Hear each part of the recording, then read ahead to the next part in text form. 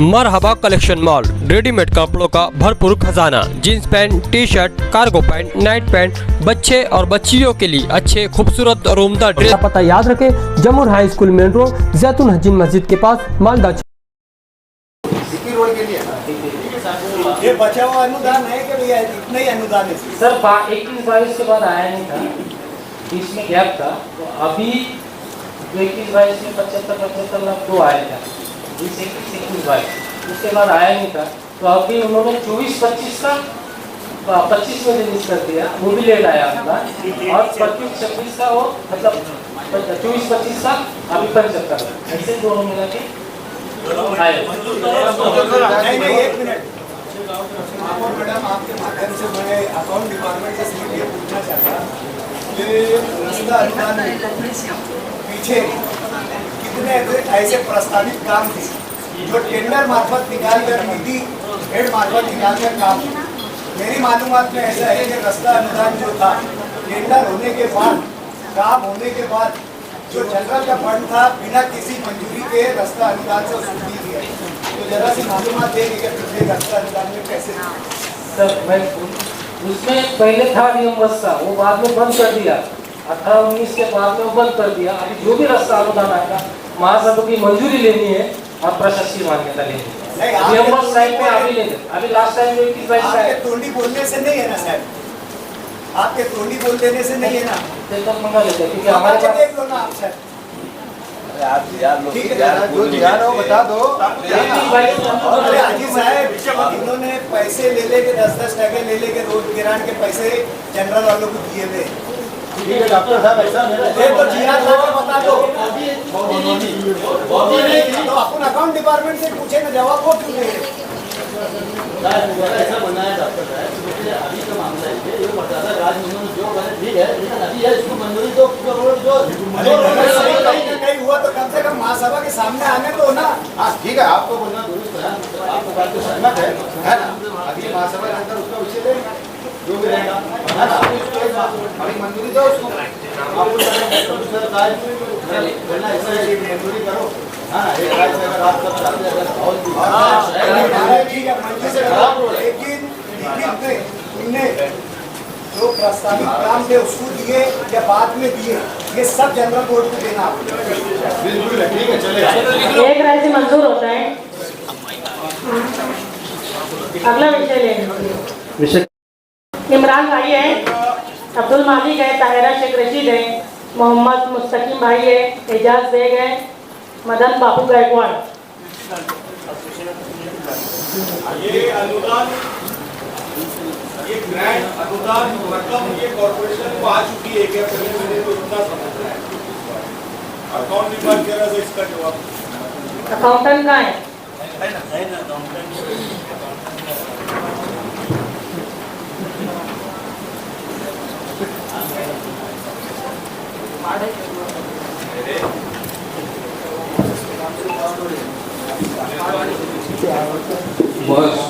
माननीय महापौर उपमहापौर सन्माननीय सभागृह,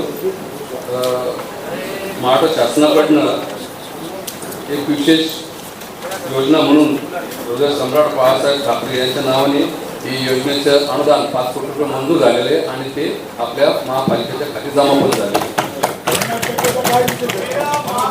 ऐसा सुझाव है कि ये 5 कोटी रुपये में 2.5 कोटी रुपया आरोग्य सेवा के लिए खर्च करना, 2.5 कोटी रुपया शिक्षण मंडल में खर्च करना, स्कूलें क्वालिफाइड करना, स्कूलें अच्छी बनाना, और 2.5 कोटी रुपए से कोई भी आरोग्य की ऐसी सेवा जिससे आवाम को कोई ऐसी जांच के लिए कोई मशीनरी बिठाना जो कम पैसे के अंदर लोगों को उसका लाभ मिले, ऐसी मेरी आपसे विनंती। विषय क्रमांक 54 अ आणि ब हिंदू सम्राट बाळासाहेब ठाकरे नागरिक लोक कल्याण अभियान अंतर्गत याच्यामध्ये प्रभाग क्रमांक 9 प्रभाग क्रमांक 9 सर्व नंबर 330 एकता नगर गवळीवाडा नवीन मराठी शाळा इमारत उभारण्यात यावी। तसेच प्रभाग क्रमांक 9 सर्व नंबर 331/2 श्रीराम नगर छत्रपती शिवाजी महाराज जिमखाना येथे लगत नवीन आरोग्य केंद्र उभारण्यात यावं ही आपल्यास विनंती आहे।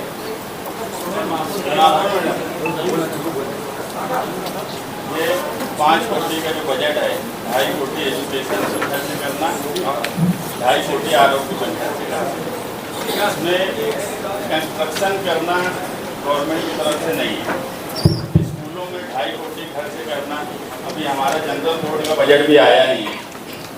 मेरी आपसे ऐसी गुजारिश है कि ऐसे स्कूलें जहाँ पे हम जनरल फंड से कंस्ट्रक्शन कर सकते हैं और वहीं पर ये डिजिटल बोर्ड लगाना, कुछ डेस्क वगैरह करना, तो जो ज़रूरत की स्कूलें हैं उसको करना। मराठी स्कूल मालेगांव शहर में 2, बाकी सब उर्दू स्कूलें हैं। उर्दू स्कूल में भी मराठी कंपलसरी है, क्योंकि इसके लिहाज में मराठी स्कूलों में करना ऐसा लिखा है। तो मराठी स्कूल 2 है, वो भी की जाए, और उर्दू स्कूलें जहाँ पर इसकी ज़रूरत है यानी डिजिटल करने के लिए इंटरेक्टिव डिस्प्ले बोर्ड और डेस्क वगैरह, लेकिन ऐसे आदमी से काम करवाना, ऐसे ठेकेदार से काम करवाना कि जिसमें भ्रष्टाचार ना हो। क्योंकि एक मामला आपने खुद इंक्वायरी लगाई है, हमारे आमदार साहब ने इंटरेक्टिव डिस्प्ले बोर्ड 5-5 लाख रुपये का दिया, जो कि जेम पोर्टल पर 1,19,000 उसकी कीमत थी।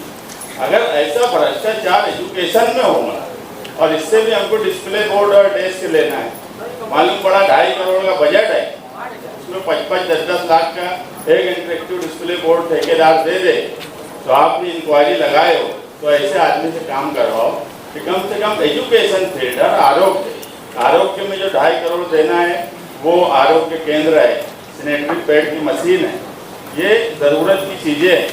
ऐसे सोनोग्राफी मशीन, ऐसे आरोग्य केंद्र जो झोपड़पट्टी के हिस्से में, वहाँ पर सैनिटरी पैड की मशीन, आरोग्य केंद्र, सोनोग्राफी की मशीन, तो ये ध्यान में रखा जाए कि झोपड़पट्टी के गरीबों की जो बस्तियाँ हैं वहाँ पर ये लगाई जाए, और स्कूलें भी ऐसी चुनी जाए जहाँ आप अपने फंड से कंस्ट्रक्शन करें कि एक ही वक्त में अगर 10 ही स्कूल बनती है तो ऐसी मिसाली स्कूल बने कि ये फंड का भी इस्तेमाल हो जाए। और हमारे आप जो जनरल फंड से स्कूलों में फंड देने वाली आपका ऐलान है, तो वो स्कूलें जनरल फंड से भी बन जाए और ये भी हो जाए, और डिजिटल बोर्ड भी मिले, डेस्क भी मिले, क्योंकि बच्चों को कई स्कूलों की छत गिर रही है, तो वहाँ कंस्ट्रक्शन भी हो और उन लोगों को लगे कि कोई डिजिटल स्कूल बनी है, ना कि एक टीवी सेट लगा दिया जाए, ना बच्चों को ये समझ रहा कि ये डिजिटल हुआ है।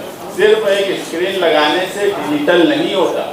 डिजिटल करने के लिए इतनी एडवांस चीज़ें वहाँ कहनी चाहिए, जो कि हम अगर 10 स्कूलों में 25-25 लाख के दिए तो वो डिजिटल स्कूलें बन जाएंगी, मानी जाएंगी। तो मेरा यही बोलना है कि 10 स्कूलों पे खर्च कीजिए, मगर उसको मुकम्मल कीजिए।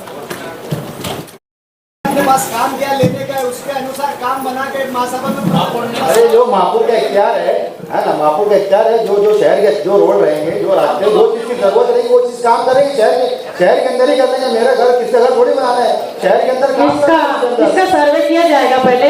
मैडम एक चीज मैं इससे पहले की आपको बात बता दे रहा कि महासभा की कार्य पद्धति ये रही है कि पहले प्रस्ताव बनाकर मंजूरी ली जाती थी। अगर अब ये बोल रहे कि महासभा यानी महापौर मैडम का अधिकार है, मेरे को सदस्य को कोई यानी काउंटर नहीं करना है, कैसे क्या महापौर का अधिकार है? बैठेंगे नहीं अरे भैया जो हमारा प्रस्ताव, इससे पहले क्या हम जैसे हम बैठ के हम सारे गठ नेताओं की, महापौर मैडम साहबा आपने सारे गठ नेताओं को बुलाना, सारी पार्टियों गठ नेताओं को बुलाना, उनका सुझाव लेना, और जो अच्छे रोड शहर के हित में जो अच्छे रोड रहेंगे, जिसकी जरूरत है वो रोड की मंजूरी देना, और जो काम इसके अंदर है उसकी मंजूरी देना।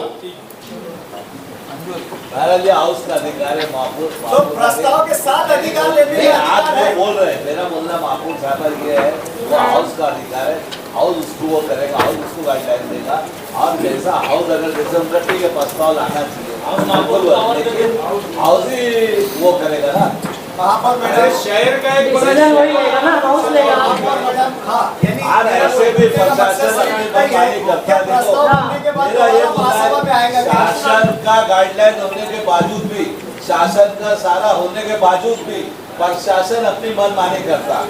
मैं तो ये भी बोलूँगा आपसे, लेकिन इसके ऊपर अगर कभी गौर करेंगे तो हमने पीछे भी देखो, हमने हाउस में पूरा गाइडलाइन करने के बाद भी लेकिन प्रशासन जीआर बोलो या शासन गाइडलाइन बोलो कोई भी अनुदान पे हाउस करने के बाद प्रशासन की गाइड लेने गवर्नमेंट की गाइडलाइन देने के बाद जीआर होने के बाद भी ना हमारे अकाउंटेंट साहब ना हमारा आयुक्त साहब ना उस पर कोई अमल वजूदी होती है।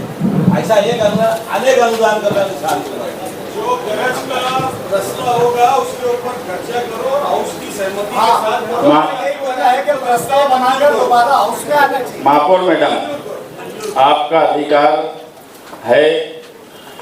ये 5 करोड़ रुपए में कोई बहुत रोड मालेगांव में बन जाएंगे ऐसा नहीं है। अभी इसी महासभा में एक विषय हमारा है आखिर में 100 कोटि का।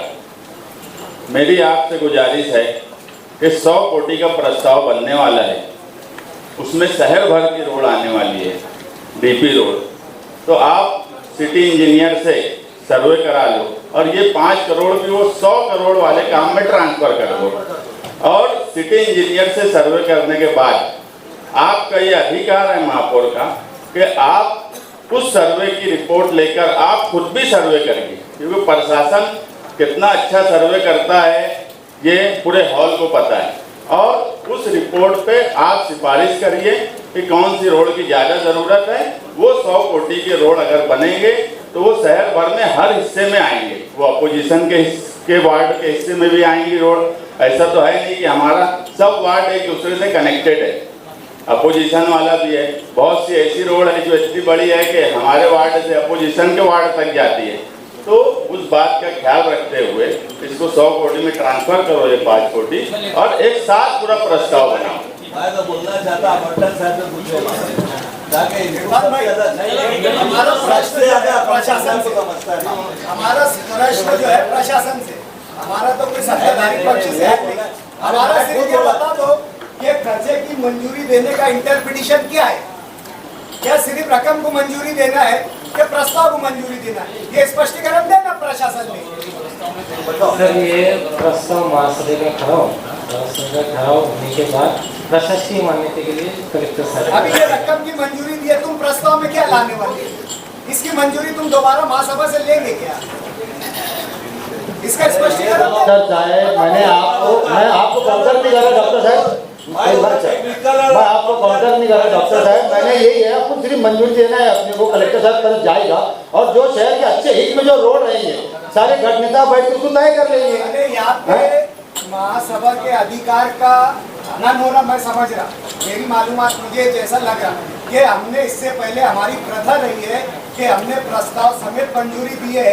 आज हम सिर्फ खर्चे को मंजूरी दे रहे, कल कैसे मालूम पड़ेगा? तो सिर्फ प्रशासन शहर को मालूम पड़ेगा ना कौन कौन से रोड उसके अंदर सब बता दिया जाएगा ना उसके अंदर सर। हमारा सवाल है महापौर मैडम, आपके माध्यम से मेरा आयुक्त साहब से सवाल है कि तुम ये क्वेश्चन तुम कैसे इंटरप्रेट कर रहे हैं, मुझे ये बताओ। महापौर मैडम, एक मिनट, मेरे आयुक्त साहब से उत्तर ले। क्लियर बात है, गवर्नमेंट ने 5 करोड़ मंजूर करे हैं। ये 5 करोड़ में कौन से काम लेना प्रशासन का अधिकार नहीं है। जो गाइडलाइंस है वो महासभा तय करेगी कि भी कौन से काम उसमें लेना है, या महासभा किसी को अधिकार देंगी कि भाई तुम घटने तक मीटिंग लो, या अधिकार देने के बाद नहीं तो यही तय होना कि क्या काम लेना है क्या नहीं तो किसी को अधिकार देंगी बहुमत से कि भाई हाँ तुमको अधिकार दिया, तुम सबके तालमेल करके काम किया, उसके बाद चलो ठीक है चलो एक राय से मंजूर होता है। हमारी उप सूचना ले लो मैडम, इसमें जब भी इसमें कोई प्रस्ताव बनेगा तो हमारे विपक्ष को उसमें शामिल ठीक है ले लो चलो। 100 कोटि में इसको डालना पैसा ऐसा प्रस्ताव के अंदर है। 100 कोटि का जो रास्ते अंदर निकल है ना, 5 कोटि इसमें ट्रांसफर करना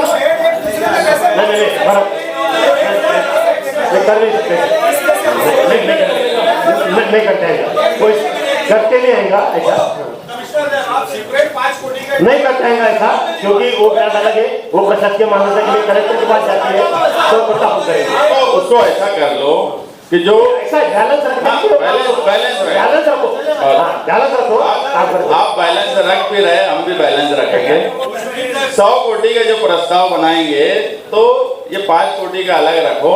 सिर्फ मेरा ये बोलना है कि ऐसी रोड उसमें इक्तदार में है कि अपोजिशन में है, ये ना देखते हुए जो जरूरत की रोड है वो अगर अपोजिशन के वार्ड में भी है तो वो भी लो, वो भी लो, और प्रशासन ने प्रस्ताव लाना, रिपोर्ट बनाना, और महापौर को ये पावर और इख्तियार है कि वो सिफारिश कर सकते, उन्होंने सिफारिश कर।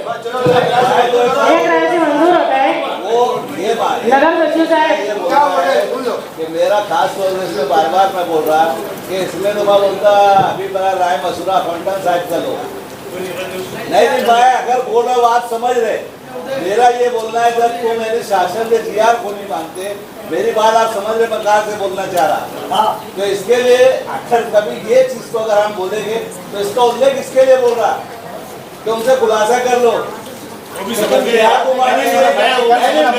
लिए बोला साहब। ये बात अगर सदस्यों को नहीं मालूम है, लेकिन मैं आपको ये बोल रहा कि यहाँ पे बिल्कुल शासन के जीआर का, शासन की गाइडलाइन का पूरी धज्जी उड़ा देते, मैं आपको एकदम क्लियर बोल रहा। तो इसमें आपने खुलासा करना कि हमने करना हाउस के अंदर लाके आने वाली बात मैंने क्लियर करना क्या आने वाली बात समय आपने बोलो तो मैं आपको बोला आने वाली महासभा में मैं मेरे लेटर पे मेरी यादी पे मैं इससे लाता हूँ। कौन तो शासन का जीआर कर इसका अमल करता, प्रशासन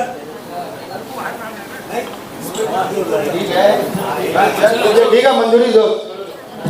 अरे बहुत सारी चीजें जो हमारे सदस्यों को नहीं मालूम है, घेरा बनाने का काम करते। अरे हम तो पहले ही बोले कि इन्होंने घेरा बनाने का काम करता प्रशासन, कामों को छोड़ अरे जीआर को नहीं मानता, शासन की गाइडलाइन हमारा बनना है, अपनी मनमानी चलाते, कामों को छोड़कर दूसरे टेंडर लाखों करोड़ों रुपये बढ़ाए, ये तो हमारा भी बोलना है, करोड़ों रुपये बढ़ाए। अगली सूचना पाई जाए। शुक्रिया भाई, शुक्रिया। विषय नगर सचिव साहेब विषय क्रमांक 56 मान्य महापौर यांच्या शिफारसीने व शेख खालिद शेख रशीद यांच्या यादी अन्वये मालेगाव महानगरपालिका क्षेत्रातील अनेक वेळा धार्मिक व आध्यात्मिक साहित्य जसे छापील कागद, धार्मिक वस्तू इतरत्र टाकण्यात येतात। त्यामुळे धार्मिक याकरिता अशा धार्मिक साहित्याचे योग्य प्रकार व सन्मानपूर्वक पद्धतीने विल्हेवाट लावण्यासाठी धोरण निश्चित करण्याकामी विचार विनिमय करून निर्णय गेले। महापौर मैडम, ये जो विषय है, मेरा एक विषय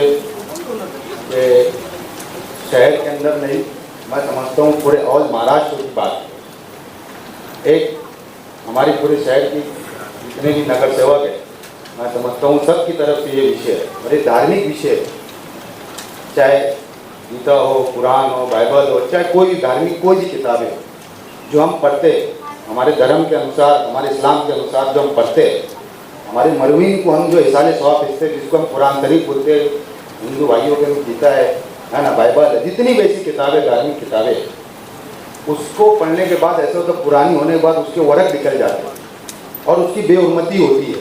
कहीं हम देखते हैं रोड पे चलते हुए, रोड पे पड़े हुए रहते हैं, कहीं रहते हुए, तो उसके लिए एक कब्रिस्तान मालेगांव कारपोरेशन ने और महापौर साहब आपको मैं खास तौर से बोलना चाहूँगा कि एक कब्रिस्तान के लिए जगह देना चाहिए, उसको वॉल कंपाउंड करना चाहिए और उसको एक बड़ा शेड बनाना चाहिए, ताकि पूरे महाराष्ट्र से यहाँ पे ला के मालेगांव शहर के अंदर उसको जमा करके, और उसको जमा करने के बाद एक बड़ा खड्डा यानी 100 बाय 100 का खड्डा खोदने के बाद उसको वहाँ पे दफन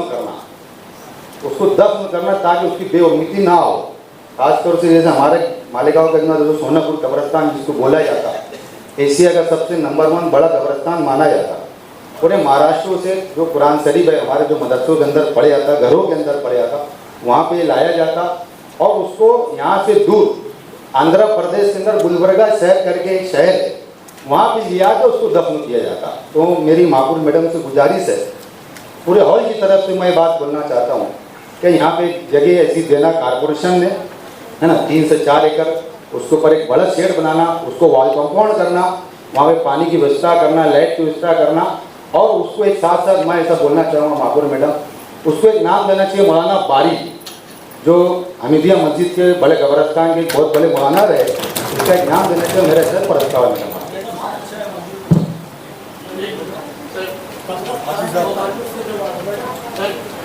107 में कब्रिस्तान कई सालों से बन गया है। अभी है इसका विषय है, अभी विषय है उसका, उसके बाद मॅडम हा जो विषय ठेवला आहे 56 नंबरचा साहेबांनी, तो खरोखर चांगला आहे आणि योग्य एक धार्मिक गोष्ट आहे। माझी याबरोबर एक अनुभवाची मागणी उद्यापासून तर शहरात जेवढे महापुरुषांचे पुतळे असतात त्यांना जो कंपाऊंड केलं असतं, या महापुरुषांच्या पुतळ्याच्या अवतीभोवती काही जाहिराती लावतात लोक, पण पुतळ्यांचे विटंबना होती. याच्यात माझी पण सूचना देऊन घ्या. याच्यावर ज्या काही कोणी असे आपले जाहिराती लावत असतील त्यांच्यावर पण कठोर कारवाई करायला पाहिजे. पण महापुरुषांच्या पुतळ्याचं विटंबना होती. माझी आपल्याला विनंती महापुरुष या विषयावर त्याची पण तुम्ही सूचना देऊन घ्यावी ही नम्र विनंती. मंजूर होता है। बोलना चाहते हैं, बोलो इस बात से। बोलना तो ये चाहते हैं कि ये यानी हमारे मज़हब और हमारे धर्म से कुरान शरीफ न किसी केमिकल से न किसी मशीन से, जिसे खालिद अली साहब ने जो प्रस्ताव लाया मैं मुबारकबाद देना चाहता हूँ शहर की तरफ से, लेकिन ये उतनी पाक और उतनी वो चीज़ें ध्यान देने वाली चीज़ है कि शायद प्रशासन सोच रहा होगा वाल कंपाउंड करके शेड बना के हमारा काम हो जाता है, लेकिन ऐसा नहीं है। इसलिए कि वहाँ धार्मिक किताब के जो कागज़ हो गए उसको किस तरीके से वहाँ रखना, उसके लिए कई सारी चीज़ें वहाँ हमको उसका इंतज़ाम करना पड़ेगा, रेख देख लेके रखना पड़ेगा। उसके लिए ऐसा है कि कहीं से ऐसा भी नहीं होना चाहिए जिसकी वजह से हालात बदले। ये सारे जो अपने शरीयत से जो है वो सारी चीज़ों का बोलना इसलिए हमारा ज़रूरी है ताकि ये आगे कोई अलग तरफ ना बातें जाए। तो इसके लिए तुमने गाइडलाइन पूरी देना। महापुर ऐसा है कि जब वो ऐसा मान के चलो अपन ने 100 बाय 100 का खड्डा खोदे, कम से कम उसको 10 से 15 फीट या 20 फुट खड्डा गहरा खोदे। उसका तरीक़ेकार ऐसा है। मैं उस शहर में गया हूँ, गुलबर्गा शहर में गया हूँ, उस कब्रस्तान के अंदर मैं जाके आ चुका हूँ। और 2012 के अंदर जब मैं पहली मरतबा नगर सेवक बना था तो मैंने फिर बताया, हमारे जो मरूम मौलाना बारी साहब थे उनकी एक तमन्ना थी, एक ख्वाहिश थी, वो पूरे शहर से जमा करके वो भेजा करते थे। तो जब मैं वो कब्रस्तान में गया, जब मैंने पूरी मालूमात ली, वहाँ के ट्रस्टियान से मैंने मालूमात ली उसको दफन किया कैसा जाता, तो 100 बाय 100 का खड्डा खोदते, कम से कम 20 फुट बोलो 30 फुट बोलो, और उसके अंदर कुरान शरीफ को डाला जाता, जितने वरक रहते उसके बाद उसके ऊपर मट्टी डाली जाती, मट्टी डालने के बाद थोड़ा पानी डाला जाता, फिर कुरान शरीफ डाला जाता है ना, उसके बाद फिर मट्टी डाली जाती। इस तरीके से वो दफन किया जाता और वो 5-6 साल के अंदर डिस्पोजल हो जाता। वो वरक भी जो पेपर जो रहते हैं वो वरक जो है ना वो भी मट्टी बन जाती है। इसकी वजह से उसकी बरमती इंशाल्लाह अल्लाह ने चाहा तो नहीं होगी। और सभी धार्मिक किताबों की बात कर रहा हूँ मैं, एक किताब की बात नहीं चाह रहा, पूरे समाज के लोगों की है ना। अगर हिंदू भाई अगर चाहते हैं वो उसके इलाके में बना ले, और जो कहीं चाहते हैं वो उसके इलाके में बनाया ताकि देखो सबके मजहब की बात है।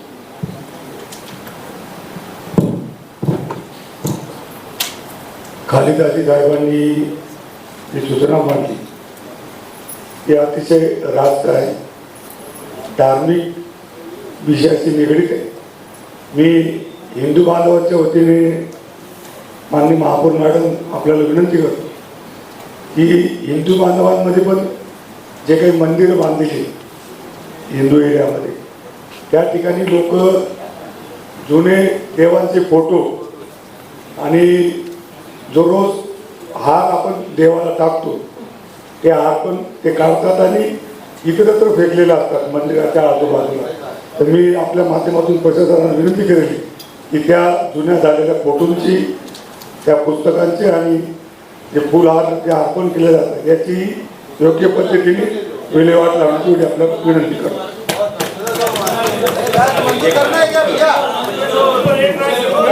मंजूर होता है। अगला विषय वाचा। विषय क्रमांक 57 मान्य महापौर यांच्या शिफारशीने मिनिस्ट्री ऑफ आयुष अंतर्गत मान्य असलेली व मालेगाव महापालिका आरोग्य विभागात सन 2010 पासून कार्यरत असलेले आणि आयुर्वेदिक पद्धतीचे डॉक्टरांना वैद्यकीय अधिकारी म्हणून महानगरपालिका कायम स्थापनेवर सामावून घेणे कामाच्या प्रस्ताव मान्य शासनाकडे सादर करण्यात आली, विचार विनिमय करून घेतले गेले।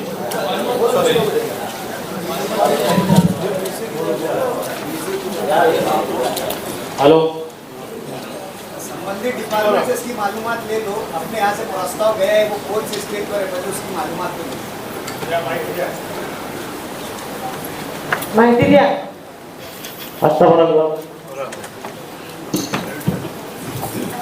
माननीय उपमहापौर सन्मान्य सदस्य, सन 2021 साली मालेगाव महानगरपालिकेत खूप मानधन तत्वावर कार्यरत BOMS वैद्यकीय अधिकारी यांना महानगरपालिकेच्या कायम आस्थापनेवर समाविष्ट करण्यासाठी नवीन पदे निर्माण करण्याबाबत प्रस्ताव पाठविण्यात आलेला आहे.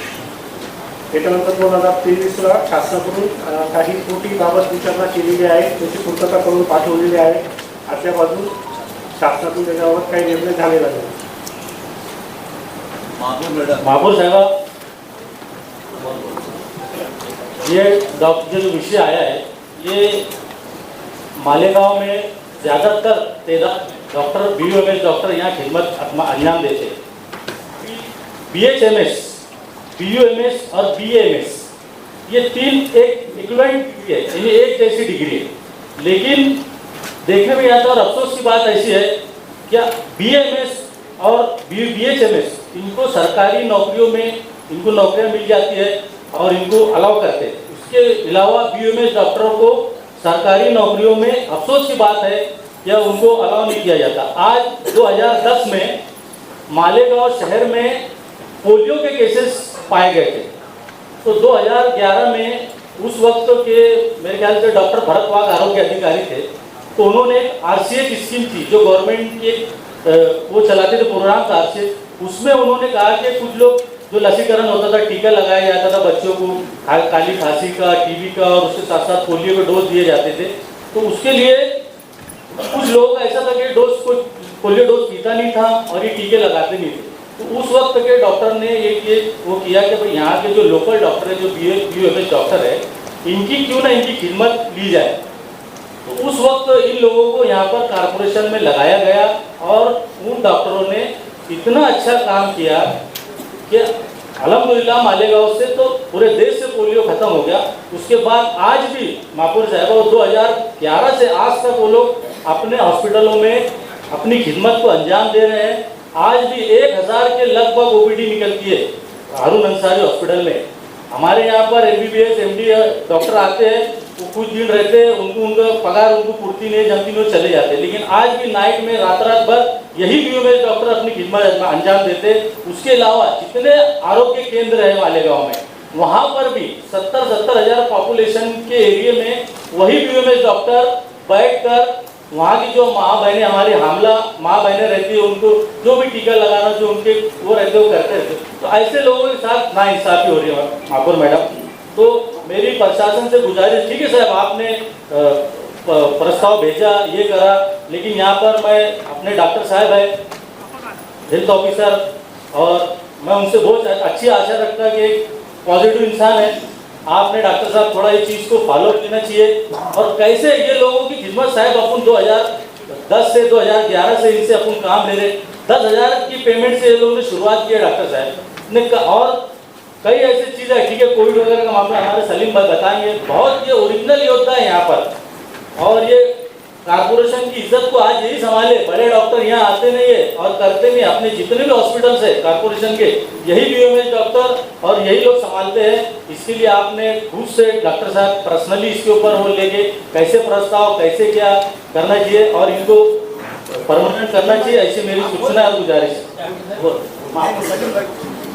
महापौर मैडम, ये जो विषय आया है और इसमें जो आपने बताया कि भाई 2010 के जो कार्यरत है इनको ही अपने को जो है परमानेंट करना है, और इससे पहले भी इसके ठहराव 1 से 2 बार दिए गए ऐसा प्रशासन ने बताया.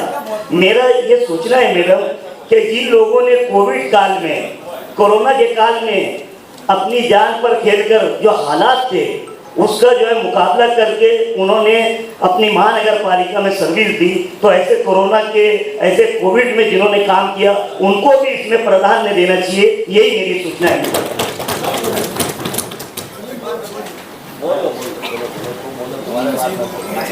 महापौर मैडम, ये एक अहम सवाल है BOMS डॉक्टर का. मालेगांव शहर में एक बड़ी तादाद BOMS डॉक्टर की है. जब महानगर पालिका को ज़रूरत पड़ती है तो BOMS डॉक्टर हमने मानदंड पर भी लगाया है. इसके अलावा भी हम उनकी मदद लेते हैं.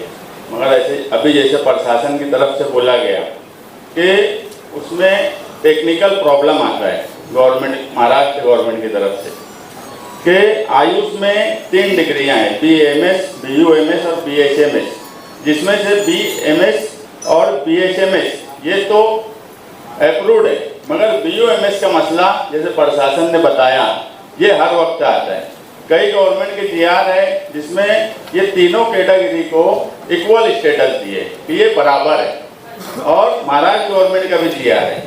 हम उस GR को फॉलो करके मेरे पास एक महाराष्ट्र शासन का 4 सितंबर 2014 का GR है, उसमें 10% जो है BOMS डॉक्टर को लेना के सेवेसाठी उपलब्ध होत असून त्याचे 10% BOMS डॉक्टर लेना, मतलब 10% लेना है। गवर्नमेंट का GR भी है इसमें।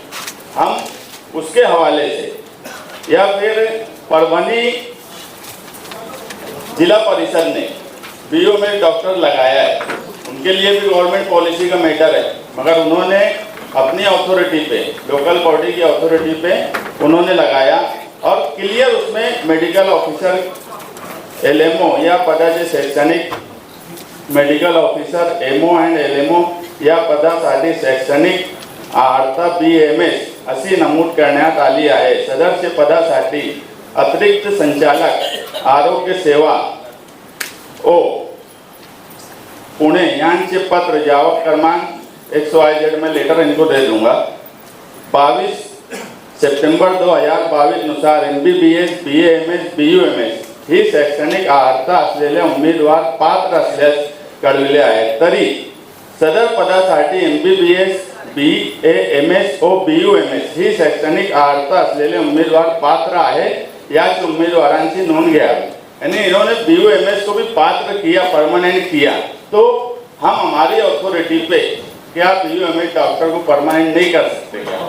अगर परभनी जिला परिषद किया है, गवर्नमेंट का GR है जिसमें 10% BUMS लेना, हमारे जितने डॉक्टर्स हैं आरोग्य डिपार्टमेंट में, उसमें 10% हम ले सकते क्या? मेरा बोलने का मतलब सीधा ये है कि पॉलिसी मैटर बोल के प्रशासन ने गवर्नमेंट की तरफ डाल देना ये इंसाफ नहीं है। रास्ता निकालना ये प्रशासन का काम है। हम अगर महासभा हॉल में ये विषय लिए तो सबको मालूम है कि ये पॉलिसी मैटर है, ये तो गवर्नमेंट की तरफ जाएगा। अगर गवर्नमेंट की तरफ भी सिफारिश करना है वो करिए सिफारिश, मगर अगर गवर्नमेंट की तरफ भी सिफारिश करना है तो सारे GR, सारे गवर्नमेंट के रूल्स रेगुलेशन ये सबको पता है। ये आए दिन ये मामले में अबू आसिम आजमी साहब भी बोलते रहते हैं वहाँ पर विधान भवन में, मगर अगर हमने ये विषय लिया है तो हम क्या कर सकते हैं? ये प्रशासन ने काम करना, रास्ता निकालने का काम करना, रास्ता दिखाने का काम प्रशासन ने हमको नहीं करना। हमारे यहाँ मसला है कि प्रशासन हमको रास्ता दिखाता है, और मैं आरोग्य डिपार्टमेंट से गुजारिश करूँगा, हेल्थ ऑफिसर आहिरे मैडम, कि आप रास्ता निकालिए। निकालने के लिए अगर हमको कुछ ज़रूरत पड़ती है तो हमारे साथ बैठिए, आप इनकी मीटिंग लीजिए। हमारे अपोजिशन में डॉक्टर खालिद खुद BOMS डॉक्टर हैं, उनको अच्छा नॉलेज होगा इसमें। मेरा बोलने का मतलब ये है कि मिलजुल कर हॉल में रास्ता निकालने का काम करना, रास्ता दिखाने का काम नहीं करना।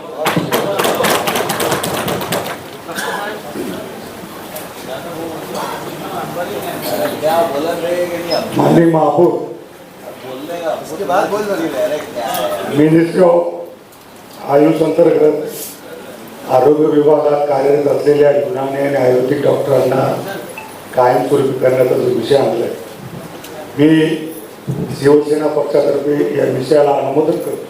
कारण आपला मालेगाव शहराचा आरोग्य विभाग याच डॉक्टरांच्या खांद्यावर गेल्या अनेक वर्षापासून चालू, आणि आपल्या शहरातली जनता ही स्लम एरिया जास्त असल्या कारणाने ते प्रायव्हेट हॉस्पिटलमध्ये जाऊ शकत नाही आणि सरकारी दवाखान्यांचा उपयोग ते करत असतात। माझी महापौरांना आपल्याला सभागृहाच्या वतीने एक विनंती करतो की आपल्याच महापालिकेत MBBS पदावर कार्यरत असलेल्या डॉक्टर जयश्री आयर मैडम या NUH अंतर्गत मानधन तत्व कोविड काल में बोलो और लसीकरण मामले में इसमें सब जो हमारे सदस्यों ने तो बोल दिए, और मालेगांव महानगर पालिका ने भी हम उनके आभारी है कि उन्होंने कभी BOMS डॉक्टरों से दूजा भाव नहीं की।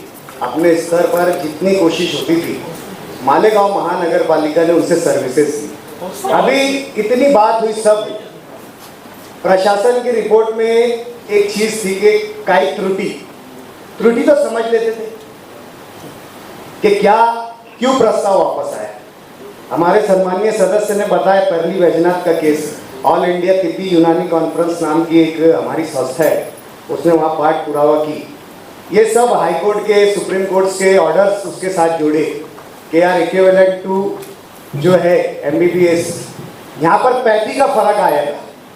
यूनानी पैथी और जो हमारे एलोपैथी, सब पैथी जैसे आज BHMS, BUMS, ये सब इनको RR मिला हुआ है, इनको रिक्रूटमेंट रजिस्ट्रेशन हुआ है, लेकिन BUMS का नहीं हुआ। BUMS का यही हमारा दुर्भाग्य है कि आज हॉल में तो सब नेताओं के नाम लिया गया, जैसे BAMS, ये भी हिंदी इनका जो वो है सिलेबस जो है हिंदी में, और इनका लाइन ऑफ ट्रीटमेंट भी जो है वो भी आयुर्वेदिक है।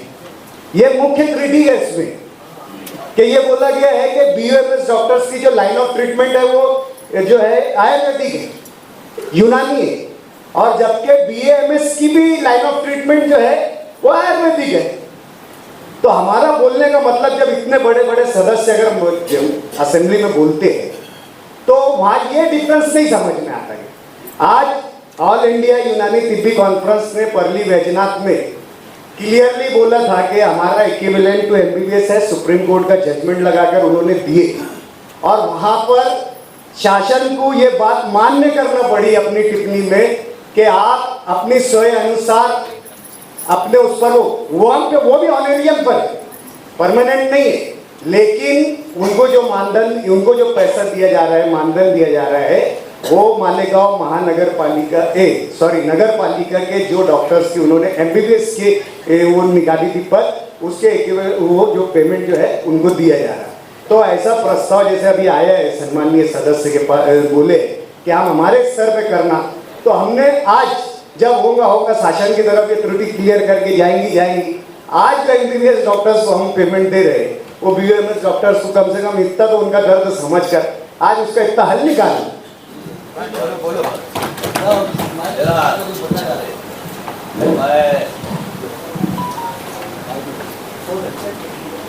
सर, मैं ऐसा पूछना चाह रहा आपसे महापुर साहब के माध्यम से कि हमने जो BUMS में डॉक्टर्स के नाम दिए मंजूरी है, हमारे तरफ से नाम दिए क्या? 11 नाम में कौन नाम है? डॉक्टर वजह Bhumika, Arun Arshi, doctor Fahmida Alauddin, doctor Samina Mohammad Amin, doctor Shabina Iqbal Ahmed, doctor Lubna Abdul Samad, doctor Amra Parveen Shakeel Ahmed, doctor Asifa Parveen Mukhtar Ahmed, doctor Amreen Nidhar Mohammad Isa, doctor Akbari Syed Faheem, doctor Asiya Kausar Ejaz Ahmed, doctor Shagufta Shadab Mohammad Yasin. आपको पता है BUMS डॉक्टर मालेगांव महापालिका में कब एंट्री करे? इसका जवाब कौन देगा? 2011 में आए, 2007 में RCH 2007 से चालू हुआ है, और 7 से लेके मालेगांव शहर में, शायद हम सब भूल गए, मालेगांव शहर में 7 से लेके ऐसे अनेक कोरोना जैसे मामले हैं, चिकनगुनिया है, डायरिया है, बम ब्लास्ट है, और 2007 में डॉक्टर वाघ हेल्थ ऑफिसर थे यहाँ पे, 8 में 7 से 8 से अपॉइंटमेंट दिया गया, जिसमें 2 जेंट्स थे, 3 लेडीज थे। इन लोगों का तो कहीं भी नाम नहीं है BUMS में, और आज भी तुम्हारे यहाँ कर रहे हो लोग काम, इसकी मालूमात कौन देगा?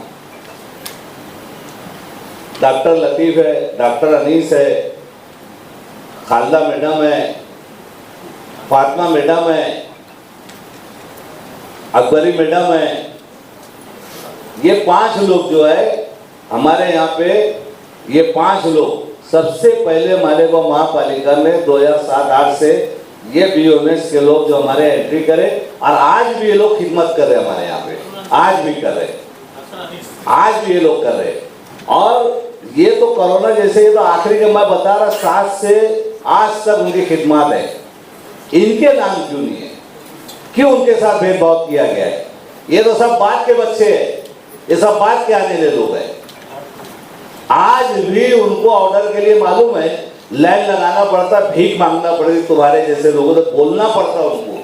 आज भी वही खिदमत करते हो लोग। ये मैं 5 नाम है ही नहीं ना, है क्या नाम इसमें? आयुक्त साहब, महापुर मैडम साहब, आपके माध्यम से माननीय कमिश्नर साहब से पूछना चाहता, ये 5 लोग बता रहा मैं आपको, शायद ये स्थापना के लोग इनको नहीं पता है, ये 7 से है, 8 से है, ये 5 लोग, इनका कहीं जिक्र भी नहीं है। आज उनकी उम्र जो है 55 साल है, 56 साल है, 54 साल है, तो वो टाइम में उनकी उम्र क्या थी? क्यों भेदभाव किया जा रहा? चलो ठीक है, आज उनकी एज बाहर हो गई है, लेकिन कम से कम वो जब तक हयात है, मालेगांव महापालिका ने उनको लेके चलना चाहिए, उनका सब कुछ करना चाहिए। जैसे डॉक्टर खालिद ने बोला कि भाई नहीं MBBS के बराबर, कम से कम उनका आज जाहिर सी बात है कि हमारा सुपर लेता है महीने का 40,000 35,000 रुपये पेमेंट, ये डॉक्टर है। और इन्होंने सिर्फ सलम एरिया में नहीं, नीलेश भाई आपको शायद पता होगा, कोरोना जैसे हाल में उन्होंने कैंप से लेकर समस्या भाईगांव सोईगांव तक किए लोगों ने। ये 5 लोगों के नाम में इसका जवाब कौन देगा? है क्या? नहीं तो मैं आपको बताता हूं, मैडम ऑर्डर मंगाओगे लोगों का? मैं 7 से बता रहा हूं, डॉक्टर वाक के वक्त से 80 से ये लोग 5 लोग काम कर रहे, आज भी तुम्हारे यहाँ काम कर रहे, इनका नाम क्यों नहीं? नहीं, आप लगे तो बोलो।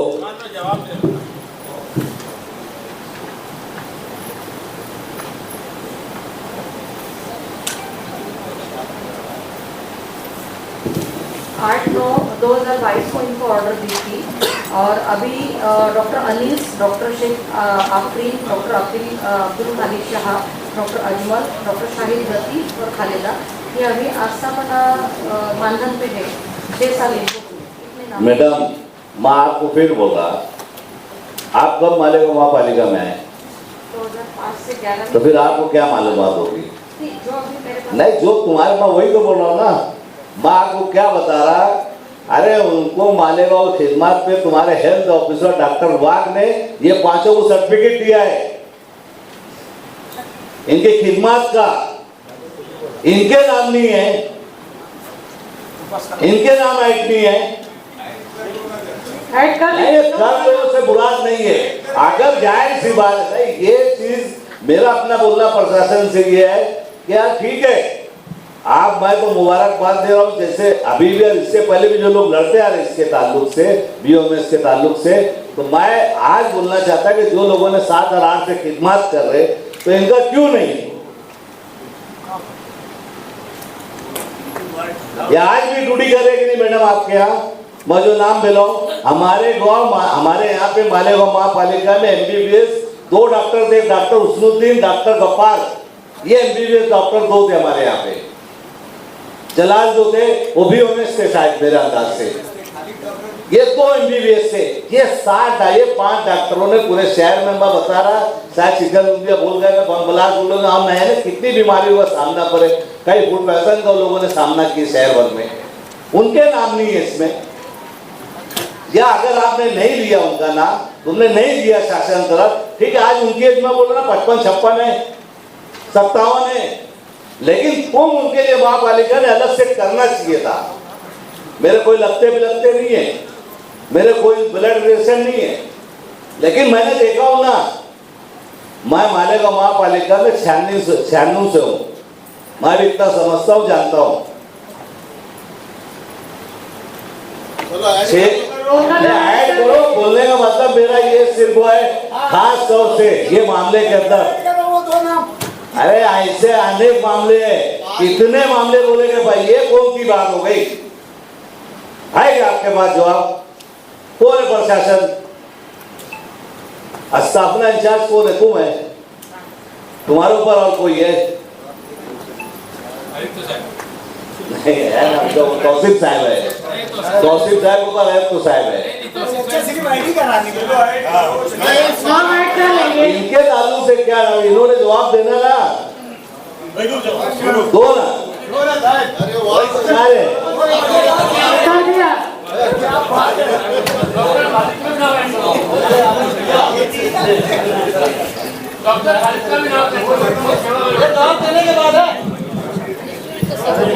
नहीं, ये प्रस्ताव के बारे में क्या चल रहा है मैं बताता हूँ। पहली बात, ये जो है आरसीएच, तो एलएचएम, आरसीएच और अपने आस्थापना, यहाँ से डॉक्टर लिए गए हैं। मैं बोलता हूँ मैं 2.5 साल से हूँ, बार बार टिप्पणी आई है कि ये 6 महीने के लिए है, 11 महीने के लिए उनकी मुद्दत खत्म हुई, उनको निकाल दो।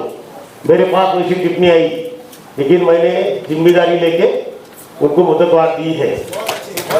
जो खास करके कोविड में थे, बहुत सारे लोगों को मालूम है, बार बार उनकी टिप्पणी आती है कि ये सिर्फ कोविड के लिए लिए गए थे, कोविड खत्म हुआ है लेकिन अब ये चालू है।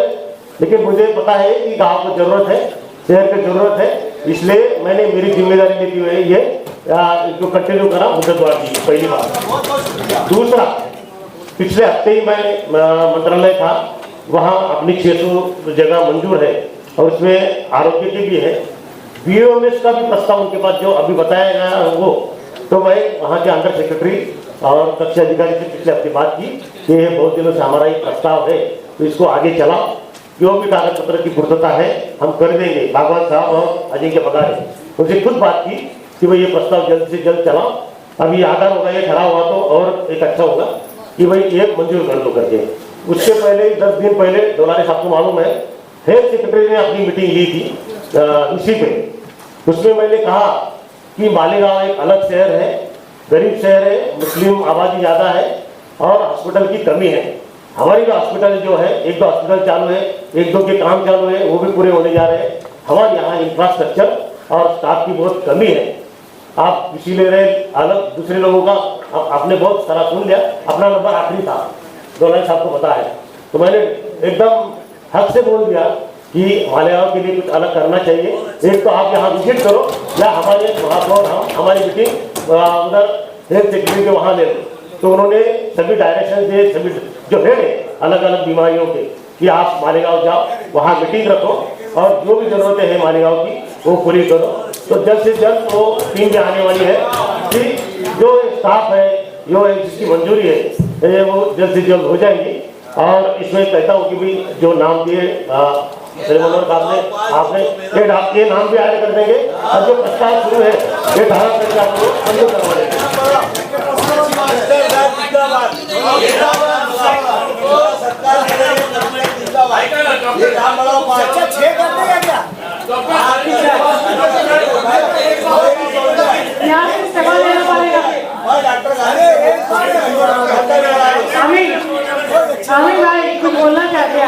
बाबू मैडम, ये विषय बहुत अच्छा है और हमारे इरफान भाई जो है बहुत कम विषय बोलते हैं और बोले भी तो बहुत अच्छा बोले। तो ये विषय से हट के जैसे आज डॉक्टरों की बात चल रही है, तो मैं पहले डोलारे साहब से बोलूँगा और कमिश्नर साहब जो पिछले हफ्ते में स्टार्ट हुआ है हारून अंसारी, पहले मुझे उसका जवाब दो कि वो क्या नियोजन बना है, क्योंकि एक महिला उसका इतना बोलना चाहिए कि वो जिंदगी और मौत के बीच में जूझ रही थी और वहाँ पर 6 डॉक्टर जो है जो बेहोश करने आ गए, एक भी फ़ोन उठाने के लिए तैयार नहीं। मैंने डॉक्टर साहब को फ़ोन किया, उसके बाद कमिश्नर साहब को बोला मैं इनको प्राइवेट में लेके जा रहा हूँ और आपको इसकी पूरी फीस देना रहेगा। तो खैर वो तो फीस अभी मैं लूँगा महासभा के बाद, लेकिन अभी जो है इसके बाद भी मैं वहाँ रोज आना जा रहा हूँ। कोई 11 के बाद कोई डॉक्टर रहता नहीं। वो जो लेडी डॉक्टर है वो बोले बेहोश करने वाले आएंगे, वो अकेली जो एक लेडी है वो बैठे रहती, लेकिन यहाँ पे जो है डॉक्टर साहब को भी फोन करने के बाद कोई आया नहीं, उनका भी फोन उठाया नहीं जा रहा था। तो ऐसे लोगों को क्या उस पर ऑब्जेक्शन है मेरे को मालूम दें। सर्व सभागृहात एक वस्तुस्थिती मांडतो की आपल्या शहराची लोकसंख्या ही जवळपास आपण 8 ते 10 लाख म्हणतो आहोत आणि आपली डॉक्टरची संख्या स्पेशलिस्ट डॉक्टर आपल्याकडे बीएमएस आहेत, आपण आपली कॉर्पोरेशन बीएमएस वरती चालवत आहोत, जे आपला विषय आतापर्यंत झाला। आपल्याला डॉक्टरना ड्युट्या डॉक्टर 3 रोजचे मी आकडेवारी देतो की मागच्या वर्षामध्ये आपल्याकडे 2,34,000 पेशंट हारून नागसेला येऊन गेले. त्याच्यामध्ये 23,570 पेशंट आपण ॲडमिट केले. त्याच्यामध्ये जवळजवळ 1,445 आपण नॉर्मल डिलिव्हरी केल्या आणि 536 सीझर आपण मागच्या वर्षी पूर्ण केलं. आपल्याकडं फार उत्तम व्यवस्था आहे आणि मागच्या महिन्यामध्ये सातत्याने तिथे मिटिंग घेतल्या, फार सुधारण्याचा प्रयत्न केला, परंतु तज्ज्ञ डॉक्टर आपल्याकडे नसतील म्हणजे हात तोडून जर आपण तुम्ही सर्जरी करायला लावत असाल तर ते अतिशय आहे. त्याच्यासुद्धा आपला कुठलाही डॉक्टर मागं पडत नाही, ते दिवसरात्र पडतात, त्यांच्याही काहीतरी अडचणी असतात, आपण ते समजून घेतल्या पाहिजे. आणि दुसरी एक सभागृहासमोर एक विनंती वजा मी बोलतोय, ऑफ द रेकॉर्ड बोलतो की आपल्या डॉक्टरला पण सन्मानानं वागवलं जात नाही हॉस्पिटलला.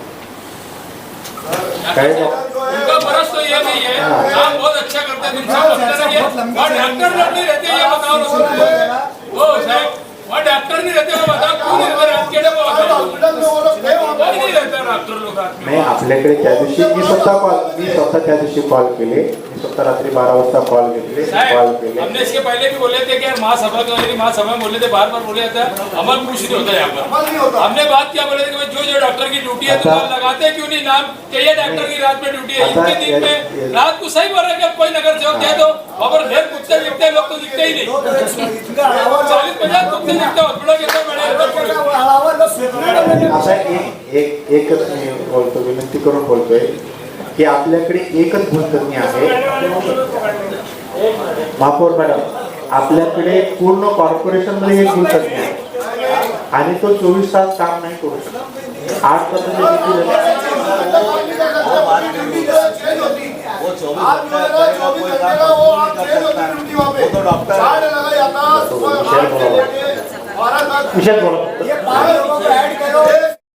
काम बाकी है शहर में.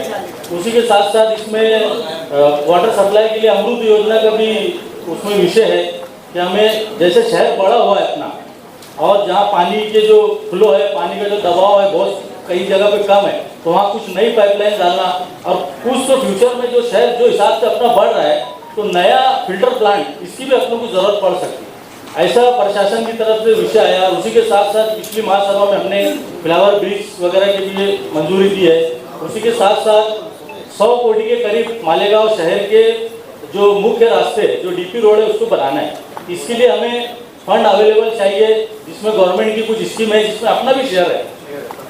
जो भी शेयर अपना, पहले ऐसा था कि गवर्नमेंट पैसा भेज देती थी और फिर अपने हिस्सा डालना पड़ता. अब ऐसा नहीं, अभी हमने पहले अपना पैसा डालना है पोर्टल पे तो स्कीमें मंजूर होगी. ऐसे है ना सर? कितना स्कीम है सर? हिस्सा अपना कितना है?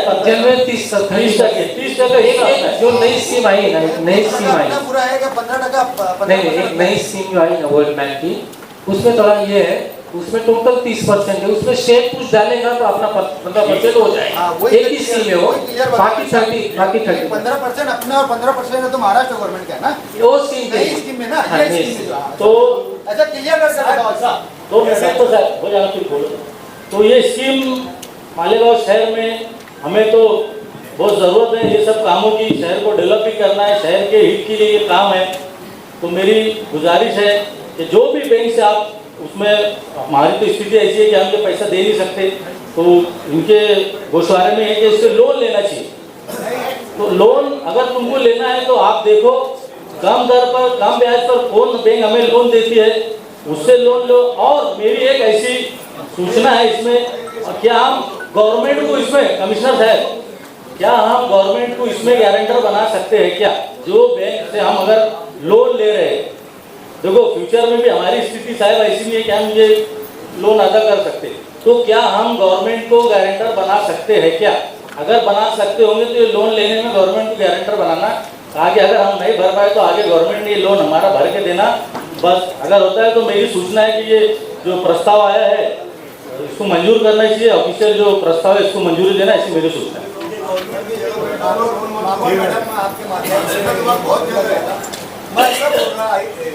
सिटी इंजीनियर साहब कि जहाँ पर अपना शेयर देने की बात आ रही है, अभी 16 फाइनेंस का अपने को नया जो भी गाइडलाइंस आई होगी या जीआर आया होगा, उसके अनुसार हम ये टाइप के या ये मैग्नीट्यूड के काम में वो निधि का वापर कर सकते हैं कि जो अपने शेयर डालने में। हाँ, वही विषय है। अगर अपने को कर्ज ना लोन लेते हुए वो अपने अगर 16 फाइनेंस के डायरेक्शन में आ रहा है, ऐसा है कि ये टाइप के काम में अपन वो वहाँ शेयर दे सकते हैं, तो ऐसा हमारा मत है कि 16 फाइनेंस से पैसा देना दे सकते ना। पूरा तो नहीं कर पाएंगे, नहीं, जितना भी कोई शेयर- बात अच्छी बात है, अच्छा बोल रहा है। चलो नहीं तो चल बोल कुछ नहीं 100 कोटी आने माननीय महापौर मॅडम, केंद्र आणि राज्य सरकारच्या ज्या विविध योजना आहेत त्याच्यासाठी महापालिकेचा जो हिस्सा आहे 30%, माझी महासभेच्या सभागृहातर्फे प्रशासनाला विनंती आहे की आपलं शहर, आपली महापालिका ड वर्ग महापालिका आहे. महापालिकेची आवक येण्याची जी बाजू मोठ्या प्रमाणात नाही, तर ही टक्केवारी आपण ठराव करून शासनाकडे कमी करण्यासाठी प्रस्ताव द्यावा. 30 के बजाय 20, 25, 10, 15 जो काही महापालिकेचा हिताचा असेल तो ठराव आजच्या महासभेत घ्यावा. आणि अकाउंट विभागाला मी विचारू की कोलगो ग्रुप कंपनीने जो काही सर्वे केलेला होता शहराचा, त्याची अंमलबजावणी माझ्या माहितीवर अजून झालेली नाही. कारण अनेक या शहरातल्या प्रॉपर्टीज, मग ते घर असतील, कारखाने असतील, त्या आपल्या रेकॉर्डला नाहीत अशी आमची माहिती.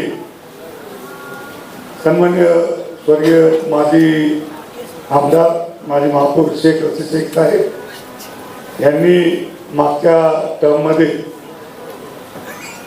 या कोलगो आणि कंपनीची एजन्सी अपॉइंट करून या संपूर्ण शहराचा सर्वे केला होता. तो सर्वे कुठपर्यंत आला आहे, मालेगाव शहराचा पूर्ण सर्वे झाला आहे की नाही. जर त्या कोलगो ग्रुपच्या सर्वेची अंमलबजावणी झाली तर आपल्या महापालिकेच्या तिजोरीत नक्की वाढेल अशी माझी आशा आहे. आणि शासनाकडे आपला जो काही रेशो आहे 30% हा कमी करण्याकामी आपण महासभेने आज ठराव करावा आणि आपण शासन दरबारी त्याचा माननीय मंत्री महोदय भुसे साहेबांच्या मार्फत पाठपुरावा करू.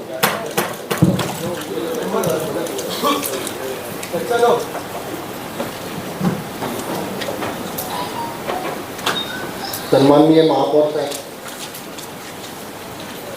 2 कोटी जो अनुदान के लिए अपन भेजने वाले प्रस्ताव 100 कोटी, वो 100 कोटी को अपन 4 प्रभाग में, मेरा ऐसा बोलना है कि जो मुस्तकिम भाई ने बोले कि भाई हमारे अपोजिशन के हो चाहे रोलिंग वाले, 25-25 करोड़ रुपया चारों प्रभाग में डिवाइडेशन करना चाहिए. और जहाँ पे जरूरत है, जैसे हम तो अपोजिशन में, जहाँ सही मानों में जरूरत है रोड बनाने की, वहाँ पे सर्वे करके डिपार्टमेंट के लोगों ने वहाँ पे वो रोड बनाना चाहिए. एक दूसरा, जितने भी शासन की जो भी हमारे पास में निधि आए, उसमें मेरी ऐसी उप सूचना है कि तमाम गट नेता और हमारे जो सीनियर कॉर्पोरेटर उनको लेके एक मीटिंग पहले ली जाए. मैंने महापौर साहब 84 तो साथी में है तुम, हम खाली अकेले. महापौर साहब, मैंने अपने समाजवादी पार्टी निहाल अहमद के ऑफिस के पास से लेकर एटीटी हाई स्कूल तक, एटीटी हाई स्कूल से लेके अंबेडकर ब्रिज, अंबेडकर पुतले, बाबा साहेब अंबेडकर का पुतला, और बाबा साहेब अंबेडकर पुतले से लेके शिवाजी महाराज का पुतला इतना खराब हो चुका है. तो मैं मुस्तकिम भाई ने जैसे बोले कि जहाँ जरूरत है वहाँ पे करना जरूरी है, तो मैंने एक लेटर दिया हूँ, ये 3रे महीने में लेटर दिया हूँ 11/3/2026 माननीय महापौर के नाम से. तो इसके ऊपर महापौर साहब ने सीरियस थोड़ा सा मेरा ये बोलना है कि भाई ये रोड पहले बनना चाहिए और बहुत बड़े बड़े खड्डे हैं वहाँ पर। मैं शॉर्टकट ही बोलूँगा, महापौर साहिबा ने बोले तो मेरा ये बोलना है कि भाई वार्षिक टेंडर जो रहता, वार्षिक जो खड्डे भरते जो अपने पेशवर का, तो उसका टेंडर है या निकलने वाला है? हो गया टेंडर हो गया। नहीं, सुनो, कौन जवाब देगा? नहीं, जवाब कौन देगा?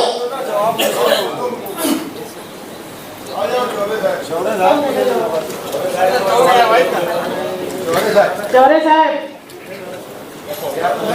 उत्तर द्या। कलीम चर्चा का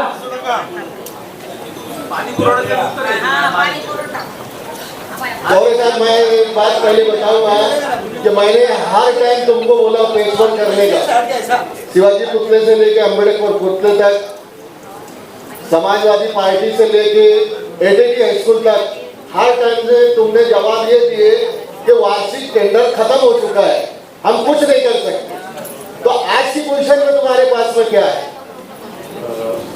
माननीय महापौर, सन्मान्य सदस्य, छत्रपती शिवाजी महाराज पुतळा तर आंबेडकर पुतळा, आंबेडकर पुतळ्यापर्यंत, डॉक्टर बाबासाहेब आंबेडकर पुतळ्यापर्यंत हा रस्ता जो आहे ना इतका खराब झालेला आहे. ॲक्च्युली तो पॅचवर्कने दुरुस्त करणे, तो म्हणजे आपण अनेक वेळा दुरुस्त पण केला, पण पॅचवर्कने दुरुस्त करणं तो आता तरी ठीक नाही. तो नवीनच रस्ता करावा लागणार आहे. पॅच, कारण की जास्त पॅच झालं त्याला, ते नवीनच रस्ता प्रस्थापित करावा लागेल. तो भैया ने जो बोले उन्होंने डाल दो उसमें।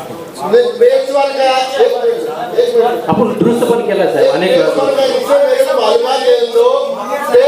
अपने टेंडर निकाले हैं या टेंडर निकालने वाले हैं, निकाला गया। मेरी मालूमात में 60 लाख रुपया, 60 लाख, गौर से सुनो, 60 लाख रुपया अपना लेप्स हो गया, टेंडर नहीं निकला। 60 लाख रुपया, तो ये 60 लाख रुपया किसका नुकसान हुआ और ये नुकसान किसके वजह से हुआ, उसने जवाब देना। ये जो 25-26 डिपार्टमेंट कौन है इसका जवाब देने वाला? नहीं, इसका जिम्मेदार डिपार्टमेंट जो है वो अकाउंटेंट है, लेट से हुआ है, अकाउंटेंट की तरफ से लेट से हुआ, उसने जवाब देना। हमारा बोलना ये विषय स्टैंडिंग कमेटी में आया था, उसी वक्त हमने बोले थे कि क्या 24-25 में कोई सन आया ही नहीं क्या, कोई दीवार ही नहीं आया क्या, फिर तुमने काम किए तो बिना तो फिर वो बजट गया था, 60 लाख रुपया बजट गया था, वो उसका कैसे करेंगे? क्यों लेट से हुआ वो बताओ मुझे। 25-26 में 1 कोटी 60 लाख बजट था रास्ता दुरुस्ती के लिए, उसमें अपन 1 कोटी का टेंडर कॉल किया था, एक अपनी गरज के हिसाब से 1 कोटी का, और उसके बाद जब अपन को लगा कि भाई और ये जो 60 लाख बचे उसका भी का टेंडर कॉल करना चाहिए, तो आपने उसका भी टेंडर कॉल किया था, मगर मार्च एंड के हिसाब से वो बजट लैप्स हो गया उसका। सिर्फ मेरा एक प्रश्न ये है कि सदस्य की तरफ से प्रश्न आया कि 25-26 का जो है वो लैप्स हुआ, क्या 25-26 जब सन निमित्त हम काम निकालते तो क्या यानी कारण? नहीं सर, अपन वही बोल रहा हूँ कि 1 कोटी 60 लाख था, तो उसमें 1 कोटी का टेंडर कॉल किया गया था, उसके जो बचे 60 लाख का क्यों नहीं किए? हाँ वो रुका ले, जब काम की जरूरत गिरेंगे तो अपन निकालने वाले थे। महापौर मैडम, मैं आपको एक बात बोलना चाहूँगा, आपने बहुत अच्छी बात रखी डॉक्टर साहब। मैं महापौर मैडम से मैं गुजारिश करूँगा कि जो कलीम चच्चा ने जो रोड बताए, जैसे बताए समाजवादी ऑफिस से लेके एडीटी हाई स्कूल से लेके बाबा साहब अम्बेडकर के स्मारक तक और वहाँ से लेके शिवाजी स्मारक तक का जो रोड बताया, मैं आपसे चाहूँगा कि जो कलीम चच्चा की जो बात है उसकी रोड को ले लेना चाहिए और बनाना चाहिए, बहुत ज़रूरत का यानी रोड है। और एक बात ये, मैं कमिश्नर साहब से खास मैं विनती करूँगा आपसे, मेरा एक मशवरा है, व्यक्तिगत मशवरा है, शहर के अंदर हम घूमते हैं, रोजाना घूमते हैं, जो वार्षिक टेंडर है ना इसको खत्म ही कर दो, एकदम खत्म कर दो, सब फालतू काम है, धूप लगाने का काम करते, सिर्फ एक पेचवर करते, बाकी पूरे गाँव गड्ढे तो पूरा बिल निकालते। अगर मेरी बात सदर कभी विजय नगर करो सहमत तो आप दास बोलो, डायरेक्ट खत्म कर दो वार्षिक टेंडर, सिर्फ पैसा कमाने का काम करते हो एकदम। कोई वार्षिक टेंडर मत निकालो, इसका स्लेब का भी मत निकालो, स्लेब का भी मत निकालो, हाँ कोई चीज का मत निकालो। रोड बन रहा, ठेकेदार बोला अच्छी रोड बना, वार्षिक टेंडर निकालने की जरूरत नहीं पड़ेगी तुमको। रोड के अगर काम अच्छा स्लेब ठेकेदार को बोलो कि वो स्लेब भी बना दिया अच्छे अच्छा, कोई वार्षिक टेंडर के अंदर ठेकेदार सिर्फ पैसा कमाता, सिर्फ पैसा कमाता और कुछ नहीं किया जाता इसके अंदर। महापौर मैडम, ये अहम सवाल है, इस पे सभी लोगों ने अपनी बात रखी कि कौन सी रोड बनाना चाहिए। मैं आपको एक बात बता दूं कि आज ही इस विषय पे जो 100 कोटी के डीपी रोड बनाने की बात है, अहम कंस्ट्रक्शन करने की बात है, हमारा सोर्स ऑफ इनकम हमें मालूम है क्या है। कर्ज लेने की जो बात है, अगर हमारा हिस्सा 15% है तो आयुक्त साहब ने जो आज सोर्स ऑफ इनकम है इससे हटके वो 15% के लिए नया सोर्स ऑफ इनकम की तलाश करना चाहिए और उस सोर्स ऑफ इनकम से वो पैसा भरना चाहिए, क्योंकि नहीं तो ये होगा कि ये पैसा हम इसी में से देते रहेंगे तो हमारा सोर्स ऑफ इनकम बहुत लिमिटेड होते जा रहा है। दूसरी बात ये है कि मैं पूरे हॉल को एक बात बता दूं, अपोजिशन में जो लोग हैं उनको भी बता दूं, शिवसेना वाले जो अपोजिशन में हैं उनको भी बता दूं कि उन्होंने भी हमारे सामने मेयर का इलेक्शन लड़ा था कि आज ही सेकुलर फ्रंट के आसिफ शेख साहब ने मुझे एक बात बोली कि 100 करोड़ के काम में तुम लोग पक्षपात मत करना, हमको शहर का चेहरा मोहरा बदलना है और ये मत देखना कि टेंशन चौक से अब्बास नगर की तरफ रोड जा रहा है तो किसका वार्ड है, निहाल साहब की ऑफिस से जो रोड कलीम भाई सुझाए वो किसका वार्ड है। ये मत देखना, मुख्य जो रास्ते हैं, अहम जो रास्ते हैं वो हम अगर लेंगे तो हमारा जो बजट है वो सही इस्तेमाल होगा। अगर हम चारों प्रभाग में पैसा बांट दें तो इंसाफ उस रोड जहाँ ज़रूरत है उसके साथ नहीं होगा। ये हो सकता है कि हमें ज़रूरत प्रभाग 3 में 50 करोड़ की पड़ जाए, प्रभाग 2 में कम पड़े, प्रभाग 1 में कम पड़े, तो ज़रूरत के मुख्य रास्ते लेना, सोर्स ऑफ इनकम 15% कर्ज जो लेने की बात है उसके लिए नया रास्ता, ये आयुक्त साहब की जिम्मेदारी है प्रशासन की कि उन्होंने सोर्स ऑफ इनकम के नए रास्ते निकालना। हम सेकुलर फ्रंट के लोग मुसलसल ये कोशिश कर रहे हैं कि शहर का चेहरा मोहरा तब्दील हो, शहर तब्दील दिखे, शहर में अतिक्रमण का सवाल जो है उस पर काम कर रहे हैं। सोर्स ऑफ इनकम बढ़ाने के लिए स्टैंडिंग में हमने एक उप समिति बनाई कि जो लोग कारपोरेशन की जगह पे सालों से हैं और किराया नहीं देते उनकी सोर्स ऑफ इनकम बढ़े। तो अगर हम काम कर रहे हैं तो प्रशासन ने मदद करना उसमें। मैं बार बार जो बोल रहा हूँ कि प्रशासन की मदद जैसी होना चाहिए, प्रशासन वैसी मदद नहीं करता। नगर सेवक को क्लर्क और सिपाही के जैसा काम करना पड़ता है, सभी नगर सेवक का यही हाल है। प्रशासन को हम अगर एक काम बोलेंगे तो जब तक हम उसका रास्ता उनको नहीं बताएंगे वो काम करना ही नहीं जानते।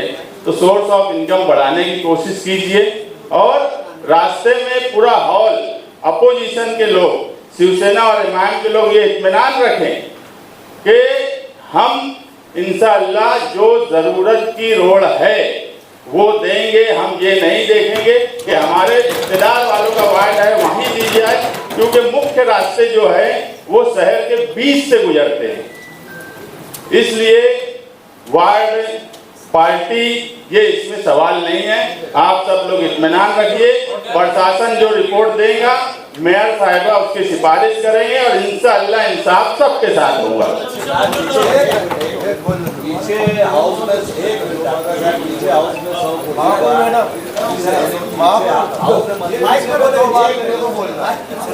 100 कोटी की मंजूरी दी थी पीछे, यानी मेरे अंदाज से वो तायरा मैडम के टाइम हो या शेख रशीद साहब के टाइम में हो, 100 कोटी की हाउस में मंजूरी दिया था। चाहे शेख रशीद साहब के टाइम में बोलो या तारा मैडम के टाइम, मुझे इतना परफेक्ट याद नहीं है, लेकिन मेरी मालूमात के हिसाब से ऐसा है कि प्रशासन ने यहाँ से एस्टिमेट भेजने के बाद शासन ने वहाँ कुछ बदलाव किया, और वो बदलाव के अंदर यानी हमको हमारे अपने एरिए में, हमारे अपने इधर, जिसको ये बोलना गलत नहीं समझना चाहिए, हमारे सेना के खास तौर से लोगों से बोलना चाहता हूँ, मैं किसी पर आरोप नहीं और गलत नहीं लगा रहा, लेकिन हमारे शहर के साथ ऐसा हुआ है कि पीछे 100 कोटी में हमने 10 से 15 करोड़ का हमको शहर को काम दिया गया, 8 करोड़ रुपए का। ये अपना इख्तियार है। नहीं देखो, पीछे भी हाउस ने मेरे, अरे मैं गलत नहीं बोल रहा है, मैं देखो मैं अगर गलत बोल रहा हूँ तो फिर बोलना ही बात नहीं, मैं गलत नहीं बोल रहा, मैं अपनी राय अपना मशवरा दे रहा कि मेरा ये बोलना है कि पीछे प्रशासन से चुकी हुई थी, कि बॉडी से हुई थी, कि शासन से हुई थी, गवर्नमेंट से हुई थी, ये पूछना है, ये बोलना है। आगे हमका नहीं वो मंजूर दो तो मंजूरी दो, अब उसमें क्या देना चाहिए क्या नहीं देना चाहिए माननीय आयुक्त साहब ने बताना कि रोड ही देना चाहिए, गटर देना चाहिए या और वगैरह वगैरह देना चाहिए, क्या नहीं देना चाहिए, शासन क्या लेगा क्या नहीं लेगा 100 कोटी में, ये मेरा अपना बोलना है। पीछे ऐसी हुआ है, आप मालूमात लो, मैं गलत नहीं बोल रहा हूँ, पीछे सादा सीधा जवाब मिला हमको कि तुम्हारी तरफ से रोड का नहीं मिला, शहर के लोगों ने रोड का नहीं दिया, नालों का दिया, गटर का दिया है, इसके लिए तुम्हारा डीपीआर गलत बोल रहा है, यही बात हुई ना।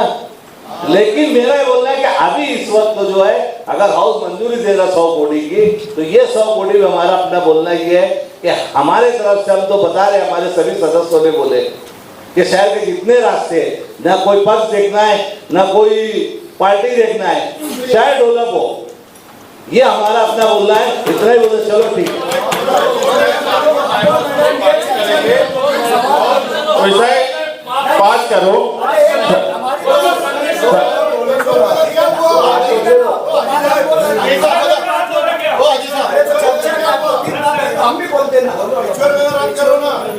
सम्माननीय महापौर साहब, शहर के सबसे अच्छे रोड जो मैंने विषय दिया, उसमें थोड़ा सा मैं बांधकाम डिपार्टमेंट के इंजीनियर से ये बोलना चाहूँगा कि 1 नंबर रोड किदवाई रोड है, शिवाजी पुतले से लेके अंबेडकर पुतला है, तो इस्टीमेट अगर बनाया जाए तो पार्टी ऑफिस जो है समाजवादी की, वहाँ से जो मतलब फुटपाथ छोड़ी गई है वो फुटपाथ ना छोड़ा जाए, वो साइड में जो है, वो साइड में भी जो है गटर आगे है और फुटपाथ वो है 5 फुट का, तो वहाँ अतिक्रमण होता है। तो मैं इनसे बोलूँगा कि एस्टीमेट ऐसा बने ताकि रोड बड़ा दिखे और लोग अतिक्रमण ना करें। एक बात और ये बोलना चाहूँगा चेयरमैन साहब से, महापौर साहब, कि हम अतिक्रमण पूरे शहर का निकाल रहे हैं, हमारा अतिक्रमण का प्रोग्राम बहुत अच्छा चल रहा है, कोई बात नहीं है, लेकिन उसमें एक बात, जो मलबा निकल रहा है अतिक्रमण का, जो माटी है पत्थर है वो वहाँ जगह में पड़े रहते, तो वो भी उठना चाहिए, है ना महापौर मैडम? जैसे अभी ये चर्चा में 2-3 बात निकल कर आई, एक तो अपने पैचवर्क की, दूसरी इनकम सोर्स बढ़ाने की, और तीसरी के सबका साथ सबका विकास वाली बात निकल कर आई। मैं ये बोल रहा कि जहाँ ऐसी इतनी बात आ रही तो प्रैक्टिकली वो चीज़ कर लो ना, इस पर समिति गठित कर लो, समिति गठित करके हर पक्ष के सदस्य को ले लो, गठ नेता को ले लो, ज्येष्ठ सदस्य को ले लो। और दूसरी बात, जहाँ इनकम सोर्स की बात है तो इनकम सोर्स के लिए हमें हमारी मालूमात में ऐसे आ रही कि कॉरपोरेशन के कुछ प्राइम लोकेशन पर बीओटी के तत्व पर जो है वहाँ पर हम टेंडर निकाल रहे हैं, तो एक कंपैरेटिव स्टेटमेंट बनाओ कि बीओटी तत्व पर देने से हमको ज़्यादा फायदा है कि हम खुद उसको विकसित करेंगे तो ज़्यादा फायदा है। कॉरपोरेशन अगर अपने लेवल पर कोई कॉम्प्लेक्स बनाए तो उसके क्या डिपॉजिट भी, हेवी डिपॉजिट भी आएगा, और जो है भाड़े तत्व पर उसका कैलकुलेशन कर लो कि महानगर पालिका को बीओटी तत्व पर देने में फायदा है या अपने आप में अपन ने खुद बनाकर उसको जो है शहरियान को देना चाहिए ये। और तीसरी बात जो है पैचवर्क का जहाँ मसला आया, मेरा ऐसा बोलना है कि हमने तो स्टैंडिंग में भी ये प्रश्न करे थे कि आप जो 1 करोड़ का टेंडर निकाले, 90% जो है वो रोड जो है उसका कॉन्क्रीटीकरण हो गया है, तो फिर 1 करोड़ से तुम्हारी अमाउंट कब, तुम एक सन्निमित रोड गैजेट करते, अब वो जब रोड बन गई तो रिपोर्ट में तुमने वो रोड का डिलीटेशन क्यों नहीं दिए, ये तो हमारा भी प्रश्न है। आज अगर हमारे पास जो टेंडर रद्द नहीं करते हुए अगर आप नया से उसका वो नए रोड गैजेट करेंगे तो नए रोड में जो पुराने रोड जिनका कॉन्क्रीटीकरण हो गया उसका पैचवर्क से उसको डिलीट कर दो, और जो बचे हुए हैं उसकी क्वांटिटी उसको करके उसको मिनिमाइज कर दो उसके टेंडर को। महापुर मैडम,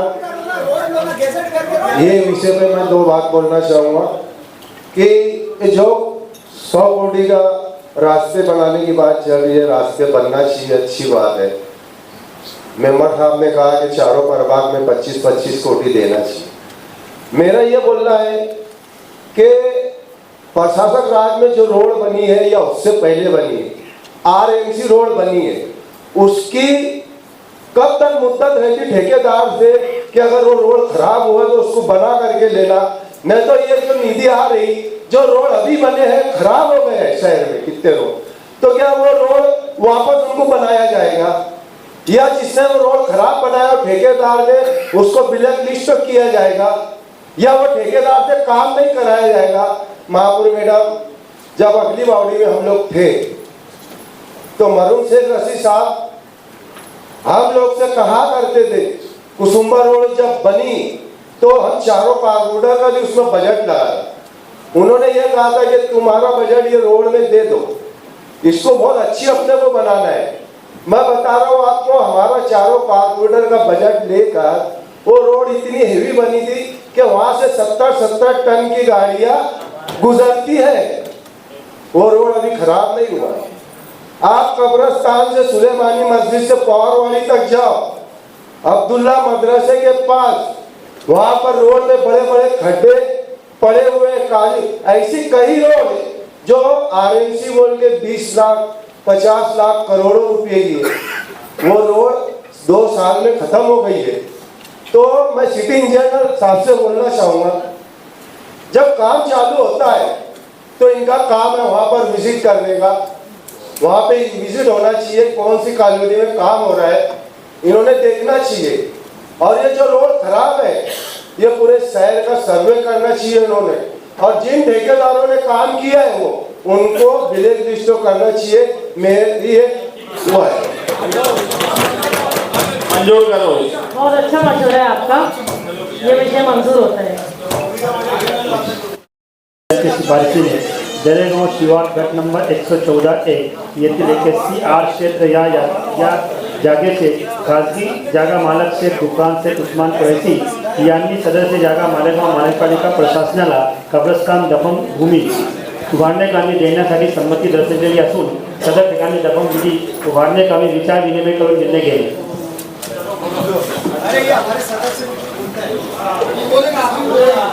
महापौर साहिबा, गट नंबर 114 दरेगांव शिवार जो इलाका, ये इलाका जो है, इस इलाके में एतराब की आबादी तेजी से बढ़ रही है। यहाँ से ऐसा नगर कब्रिस्तान, बड़ा कब्रिस्तान काफ़ी दूरी पर होने की वजह से इस इलाके की आवाम को अपने मरहूम की तस्कीन के लिए काफ़ी दुश्वारियाँ का सामना करना पड़ता है। इस इलाके में कब्रिस्तान शुरू हो तो इस इलाके और इतराब के इलाकों की आवाम की खुशनसीबी होंगी। मेयर साहिबा से गुजारिश है कि कब्रिस्तान शुरू करने की तजवीज़ को फौरी मंजूरी किया जाए। साथ ही साथ में शेख गुबरान शेख उस्मान कुरैशी बिरादरान इस्लाम पार्टी की जानिब से शुक्रिया अदा करता हूँ। इन्होंने एक नेक काम को अंजाम दिया और अपनी करोड़ों की ज़मीन कारपोरेशन के हवाले करके कब्रिस्तान शुरू करने की गुजारिश की, और सर्वे नंबर 107 वहाँ पर भी पूरा अधूरा काम पड़ा है, वो कब्रिस्तान को भी चालू करना चाहिए। शुक्रिया, पूरे हॉल का ले लो मैडम, पूरे हॉल की तरफ से शुक्रिया लेकर शेख गुफरान शेख उस्मान कुरैशी खानवादे पूरे सभागृह के हॉल की तरफ से शुक्रिया। कारपोरेशन और शहर का वो शुमारी हिस्सा उनका एहसान मंद है, सब उनको देना चाहिए। सेक्टर के साथ देना चाहिए। महापौर मैडम, दरेगांव शिवार 114-1 में जमीन मालिक जो है शेख गुफरान शेख उस्मान कुरैशी, इन्होंने 2 एकड़ जगह पे कब्रिस्तान उन्होंने तैयार किया है, वॉल कंपाउंड, जनाजा हॉल सब रेडी है। अपने कारपोरेशन से गुजारिश है कि वहाँ पे रास्ता, लाइट और पानी की व्यवस्था होनी चाहिए और जल्द से जल्द वो कब्रिस्तान चालू करने की अनुमति देनी चाहिए। और वार्ड नंबर 4 में पवारवाड़ी में 107 में जो कब्रिस्तान है, वो कब्रिस्तान का वॉल कंपाउंड का काम थोड़ा सा ही बाकी है, उसका कुछ बजट का विषय है, वो जल्द से जल्द कंप्लीट करके वो भी कब्रिस्तान जल्द से जल्द पूरा हो रहा है, वो भी चालू करना चाहिए, ये आपसे गुजारिश है। पैसा कौन सा है, सही है कि गलत है?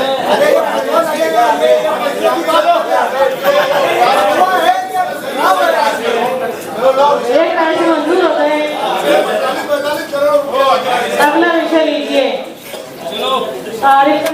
दिनांक 30/4/2024 महाराष्ट्र राज्य आरोग्य विभागाकडून मान्य आयुक्त सेवा अभियान संचालन राष्ट्रीय आरोग्य अभियान मुंबई यांच्याकडून मालेगाव शहरासाठी नव्याने UCHC योजना अंतर्गत 30 बेडचे हॉस्पिटल उभारण्याकरिता जागा उपलब्ध करून देने का आम्ही विचार विनिमय करून निर्णय घेणे। महापौर साहब, ये बहुत ही एक अच्छा विषय आज मालेगांव महानगर पालिका के इस महासभा में आया है। मालेगांव शहर में 4 ऐसे हॉस्पिटल है जो नदी के इस तरफ जो स्लम एरिया यहाँ पर ज़्यादा है, इसमें सिविल हॉस्पिटल, अली अकबर, वाडिया और हारून अंसारी। और आज मैं ये 4 हॉस्पिटल का नाम लिया हूँ तो मैं खास तौर से हमारे लीडर मरहूम शेख रशीद साहब को याद करना चाहूँगा कि ये चारों हॉस्पिटल ये उन्हीं की मेहनतों का नतीजा है, जो उन्हीं की देन है कि आज वहाँ पर लोग फायदा उठा रहे।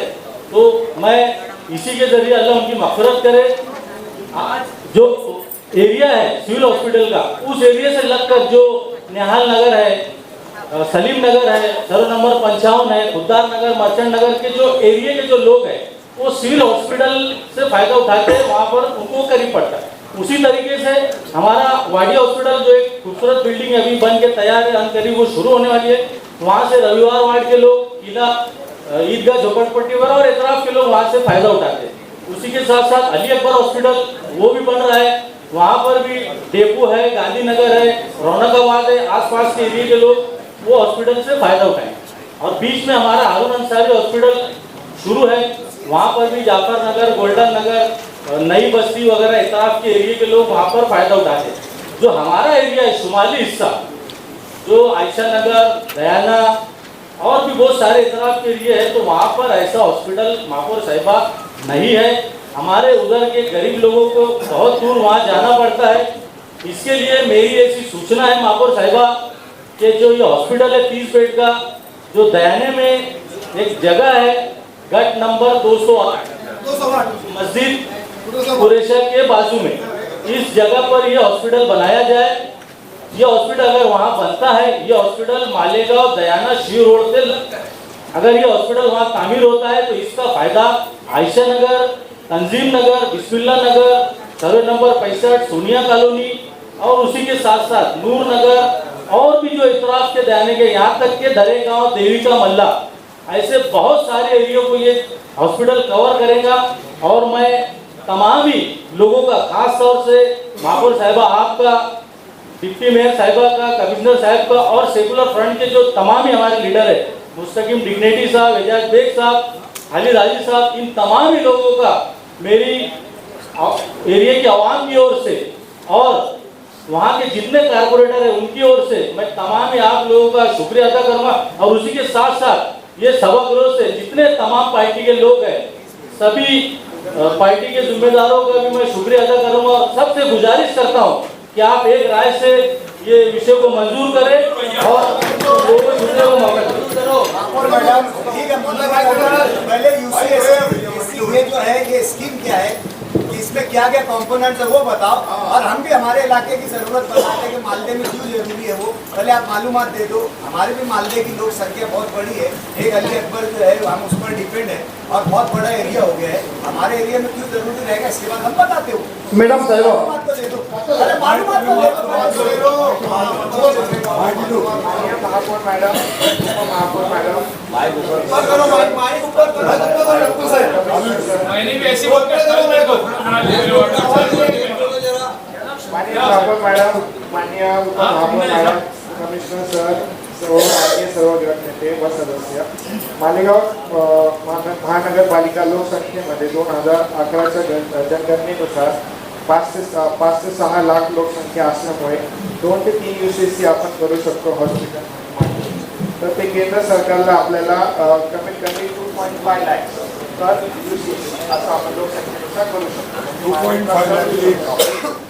त्याच्यानंतर ती पण आपली हरुण अन्सारी व त्याच्या व्यतिरिक्त जेवढे आपले हॉस्पिटल आहेत त्याच्या व्यतिरिक्त 3 किलोमीटर दूर असायला हवी.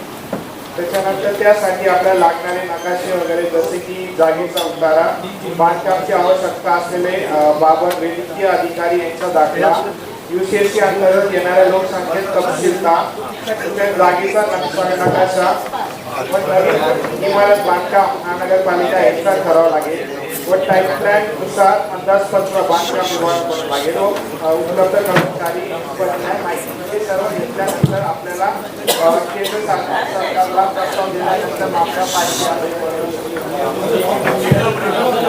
महापौर साहब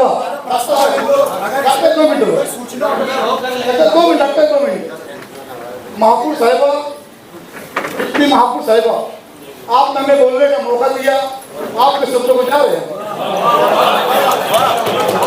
मैं देर से बोलना चाहता महापौर साहिबा, फलक की जिद है, क्या लगता है बहुत कुछ बोलते हैं, बोलेंगे तो हम तो बोलेंगे यार,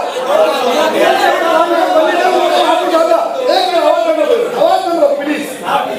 फलक की जिद है, जहाँ बिजलियाँ गिराने की हमारे निजी है वहाँ आशियाना बनाने.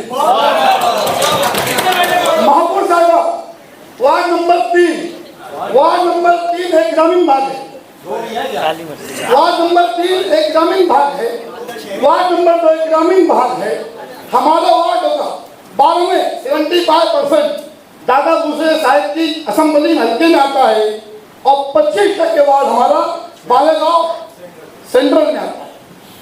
और मेरे वार्ड में 56 महल्ले हैं, 56 महल्ले और डॉक्टर साहब 56 महल्ले पूरे भाई 56 है, काली मट्टी भी 56 है और डिप्टी महापौर साहब वहाँ पर है. मैं वहाँ पर चुन के आया हूँ, 15 साल से मैं चुन के आया हूँ. और महापौर साहब काली मट्टी का इलाका है. इस इलाके के अंदर Bismillah Nagar, Ansar colony, Batul park, Quba park, Haji park, Afsa colony, Sonia Nagar, Kabra compound, Noor Nagar, Hajimatpura, Pursabad, Tanjeeb Nagar, ऐसे 56 महल्ले हैं. और मैं महापौर साहिबा गरीब बस्ती होने की वजह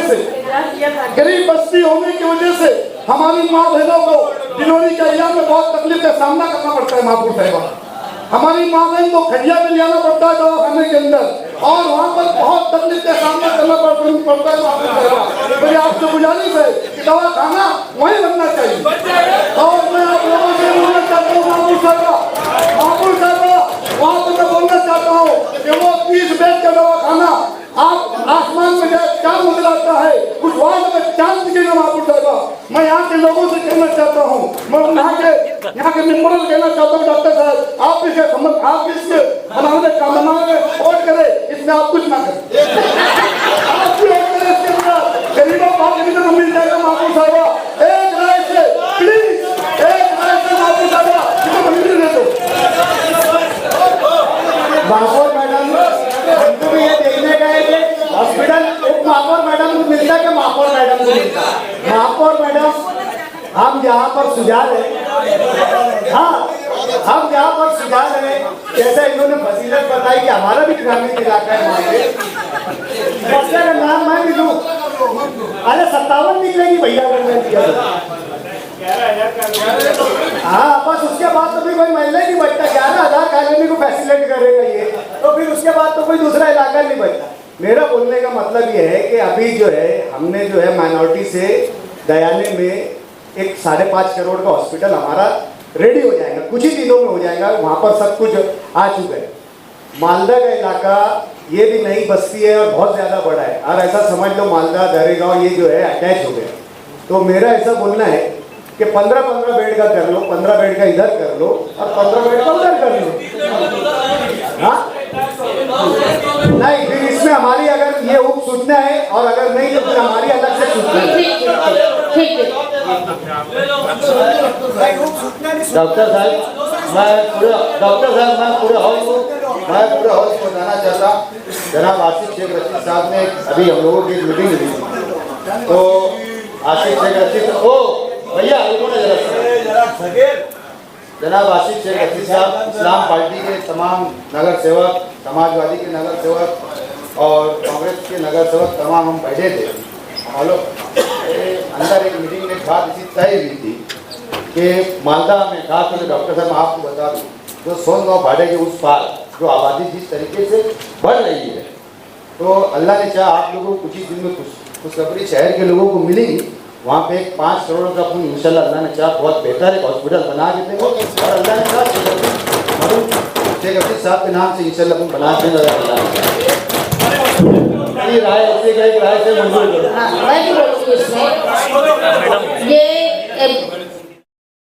मुझे बोला डॉक्टर साहब ये बोल रहे हैं कि उस एरिया में भी चाहिए, बिल्कुल जहाँ ज़रूरत है वहाँ होगा, लेकिन आपने शुरुआत में एक बात बोला कि एक नॉर्म्स है कि आबादी इतनी चाहिए, तो आपको बता दूँ कि आगरा रोड का शुमाली हिस्सा, ये शुमाली हिस्सा जो मर्चेंट नगर से लेकर दरेगांव तक है, मर्चेंट नगर से लेकर वड़गांव तक और वड़गांव से लेकर दरेगांव तक, ये पूरा हिस्सा जो है तकरीबन 7 किलोमीटर का रकबा है। इसमें कारपोरेशन का कोई भी हॉस्पिटल नहीं है, कारपोरेशन का एक भी हॉस्पिटल नहीं है, और आबादी यहाँ की 2,72,000 की आबादी है। आपके नॉर्म्स में वो 2,05,000 की आबादी बोली जा रही है, और यहाँ से जिस जगह हॉस्पिटल की बात हो रही है वहाँ 4.2 किलोमीटर के फासले पर ही सब हॉस्पिटल है। इसलिए गवर्नमेंट के नॉर्म्स के हिसाब से ये जगह सबसे बेहतर है।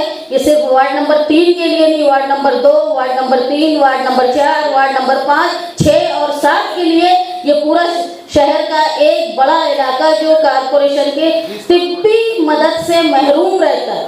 यहाँ की आबादी का तकरीबन 82% हिस्सा जो है वो मजदूरों की आबादी है। इसलिए यहाँ ज़रूरी है कि हामला औरतों को दूर ले जाना, मामूली बीमारी में भी लोग परेशान होते हैं, इसलिए यहाँ हॉस्पिटल की ज़रूरत है। इसलिए मैं ये चाहती हूँ कि शहर के शुमाली हिस्से में ये हॉस्पिटल बने और इसको जल्दी से जल्द तामीर किया जाए, और ऐसा तामीर किया जाए कि वहाँ की आबादी के साथ साथ डॉक्टर खालिद साहब की खुश होकर बहुत अच्छा हॉस्पिटल बने। या ठरावाच्या निमित्ताने आमचा लोक बताय सेवा इथं आहे अशी ती लीडर होते, त्यांच्याबद्दल अनेक आख्यायिका आहे, त्यांच्याबद्दल चांगले बोललं गेलं, वाईटही बोललं गेलं। या सगळ्यांचा सन्मान राखून त्यांच्याबद्दल त्या भावना या सभागृहाने चांगल्या मनमोकळे पद्धतीने या ठिकाणी मांडाव्यात, आणि म्हणून माझी विनंती आहे की या निमित्ताने एक विशेष महासभेचं आयोजन या साहेबांच्या कार्यावर एक विशेष महासभेचं आयोजन या ठिकाणी करावं अशी सभागृहाला विनंती करतो। आणि त्यानंतर नरेंद्र सुरवणे या ठिकाणी ज्या लोकांनी न्यायालयावर काम केलं त्यांना न्याय पाहिजे याचा आदर भाव, याचं नाव माझ्यावर या साहेबांच्या नावाने साथी याला कुठले साथी यामध्ये गाव म्हणून माझी आपल्याला विनंती, हा चांगला विषय नंतर 100वी हा 7वी विषय जो आहे, माझे सहकारी दिनेश ठाकरेजी बोलले, आपण याच्यावर विचार करून हा निर्णय लवकरात लवकर घ्या।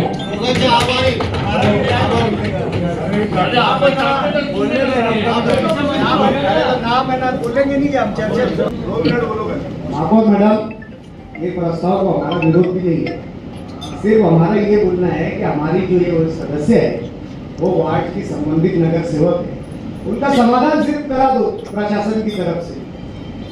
विषय को हमारा कोई विरोध नहीं है, विषय प्रस्ताव जो आया है हम उसके साथ है, मंजूरी देना चाहिए। न्याय अहमद साहब की शख्सियत से किसी को इनकार नहीं, सिर्फ हमारा अभी इतना सिर्फ बोलना है कि एक महिला सदस्य है, उसने मालूमात मांगी है, उसका समाधान हो।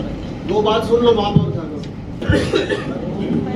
ये विषय पे मैं बोलना नहीं चाहता था, मुझे लगता था कि हॉल के तमाम ही लोग हमारे विरोध में शिवसेना वाले हैं, मगर उन्होंने भी खुलकर पूरे दिल से हिमायत की, मगर साथ छुपते भी नहीं, नजर आते भी नहीं। इस तरह की बात करना ये बराबर बात नहीं है।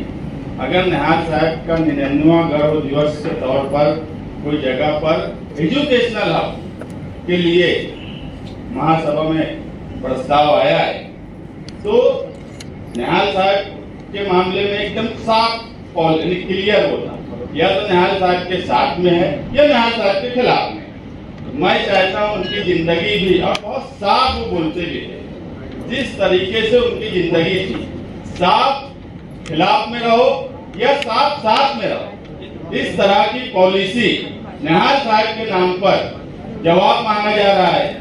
एजुकेशनल हब बनाने की वहां पर बात है, जो एमआईएम के लोगों का ये तरीका है, ये बिल्कुल गलत तरीका है।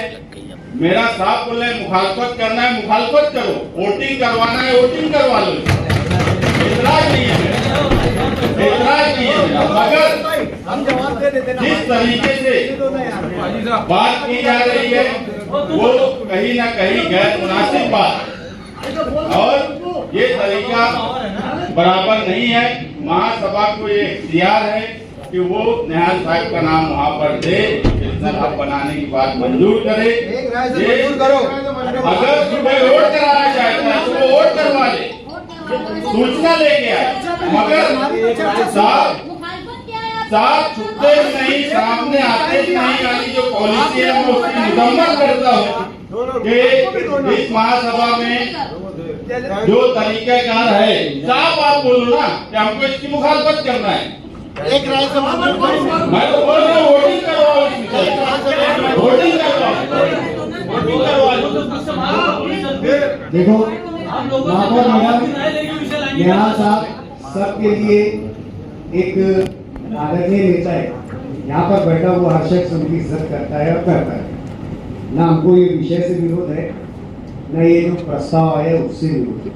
हम निहाल अहमद के साथ हमने भी कुछ वक्त काम किया, निहाल अहमद साहब ने भी हमको सिखाया कि अपने हाथ के लिए लाना। हम इस चीज की बात बोल रहे हैं कि एक खातून काउंसिलर को ये चाहती है कि मैंने कोई सवाल किया है तो मुझे उसका इत्मीनान बख्श जवाब मिल जाए। आप एकदम साफ ये नोटिस में ले लो कि इस विषय की एमआईएम मुखालफत नहीं करता, इसमें हमारी सूचना को हम सूचना भी यानी ये अनुमोदन भी देते, और हमारा तो क्या बोलेंगे अनुमोदन के अलावा क्या सूचना भी हमारी है, ले लो मंजूरी। लेकिन सिर्फ नहीं, ये हमारा हक है ना, ये हमारा हक है, सदस्य का हक है, ये सदस्य का हक है, इसमें मुखालिफत क्या है? ये कानूनी मालूमात है, ये कानूनी मालूमात है, ये सदस्य का कानूनी हक है कि उसका पूछा कानूनी हक है। और ये महासभा के कानून में ये कॉर्पोरेशन एक्ट ने उसको हक दिया है कि वो अपने पूछे गए सवाल का जवाब हासिल कर सकती है। जवाब आने के बाद पहले आपने जवाब, एक महिला सदस्य उसके जज्बात को समझो, हमें हमारी सूचना भी है और उसको अनुमोदन भी है, हमारी तजवीज की मंजूरी भी है। आप जवाब देना नहीं चाहते, जवाब आप एक कानूनी मालूमात की जवाब आप एक कानूनी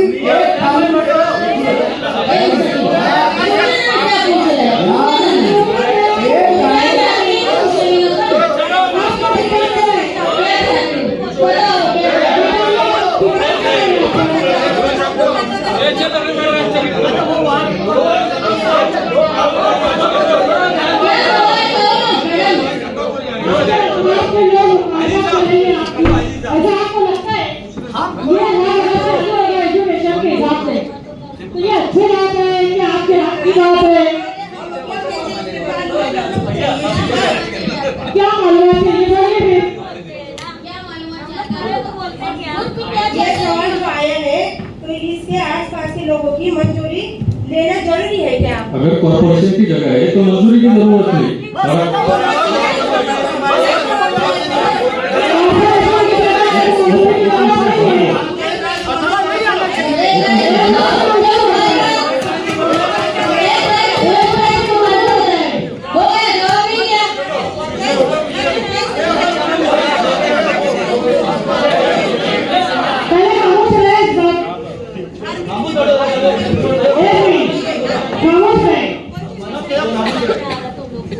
मालेगांव म्युनिसिपल कॉर्पोरेशन की जनरल बोर्ड मीटिंग के लिए अपोजिशन लीडर ओहदे के लिए 2 पार्टियों की तरफ से दरख्वास्त आई है हमारे पास। हमने दोनों पार्टियों का जायजा लिया। मेयर इलेक्शन में शिवसेना ने अपने उम्मीदवार को खड़ा करके एक्टिव अपोजिशन का किरदार निभाया। शिवसेना ने अपने 18 मेंबरान की साइन के साथ ठहराव करके गढ़ नेता शिवसेना के गढ़ नेता ने अपोजिशन लीडर के लिए एडवोकेट नीलेश काकड़े का नाम दिया। आज मैं उनके नाम का ऐलान करती हूँ। Opposition leader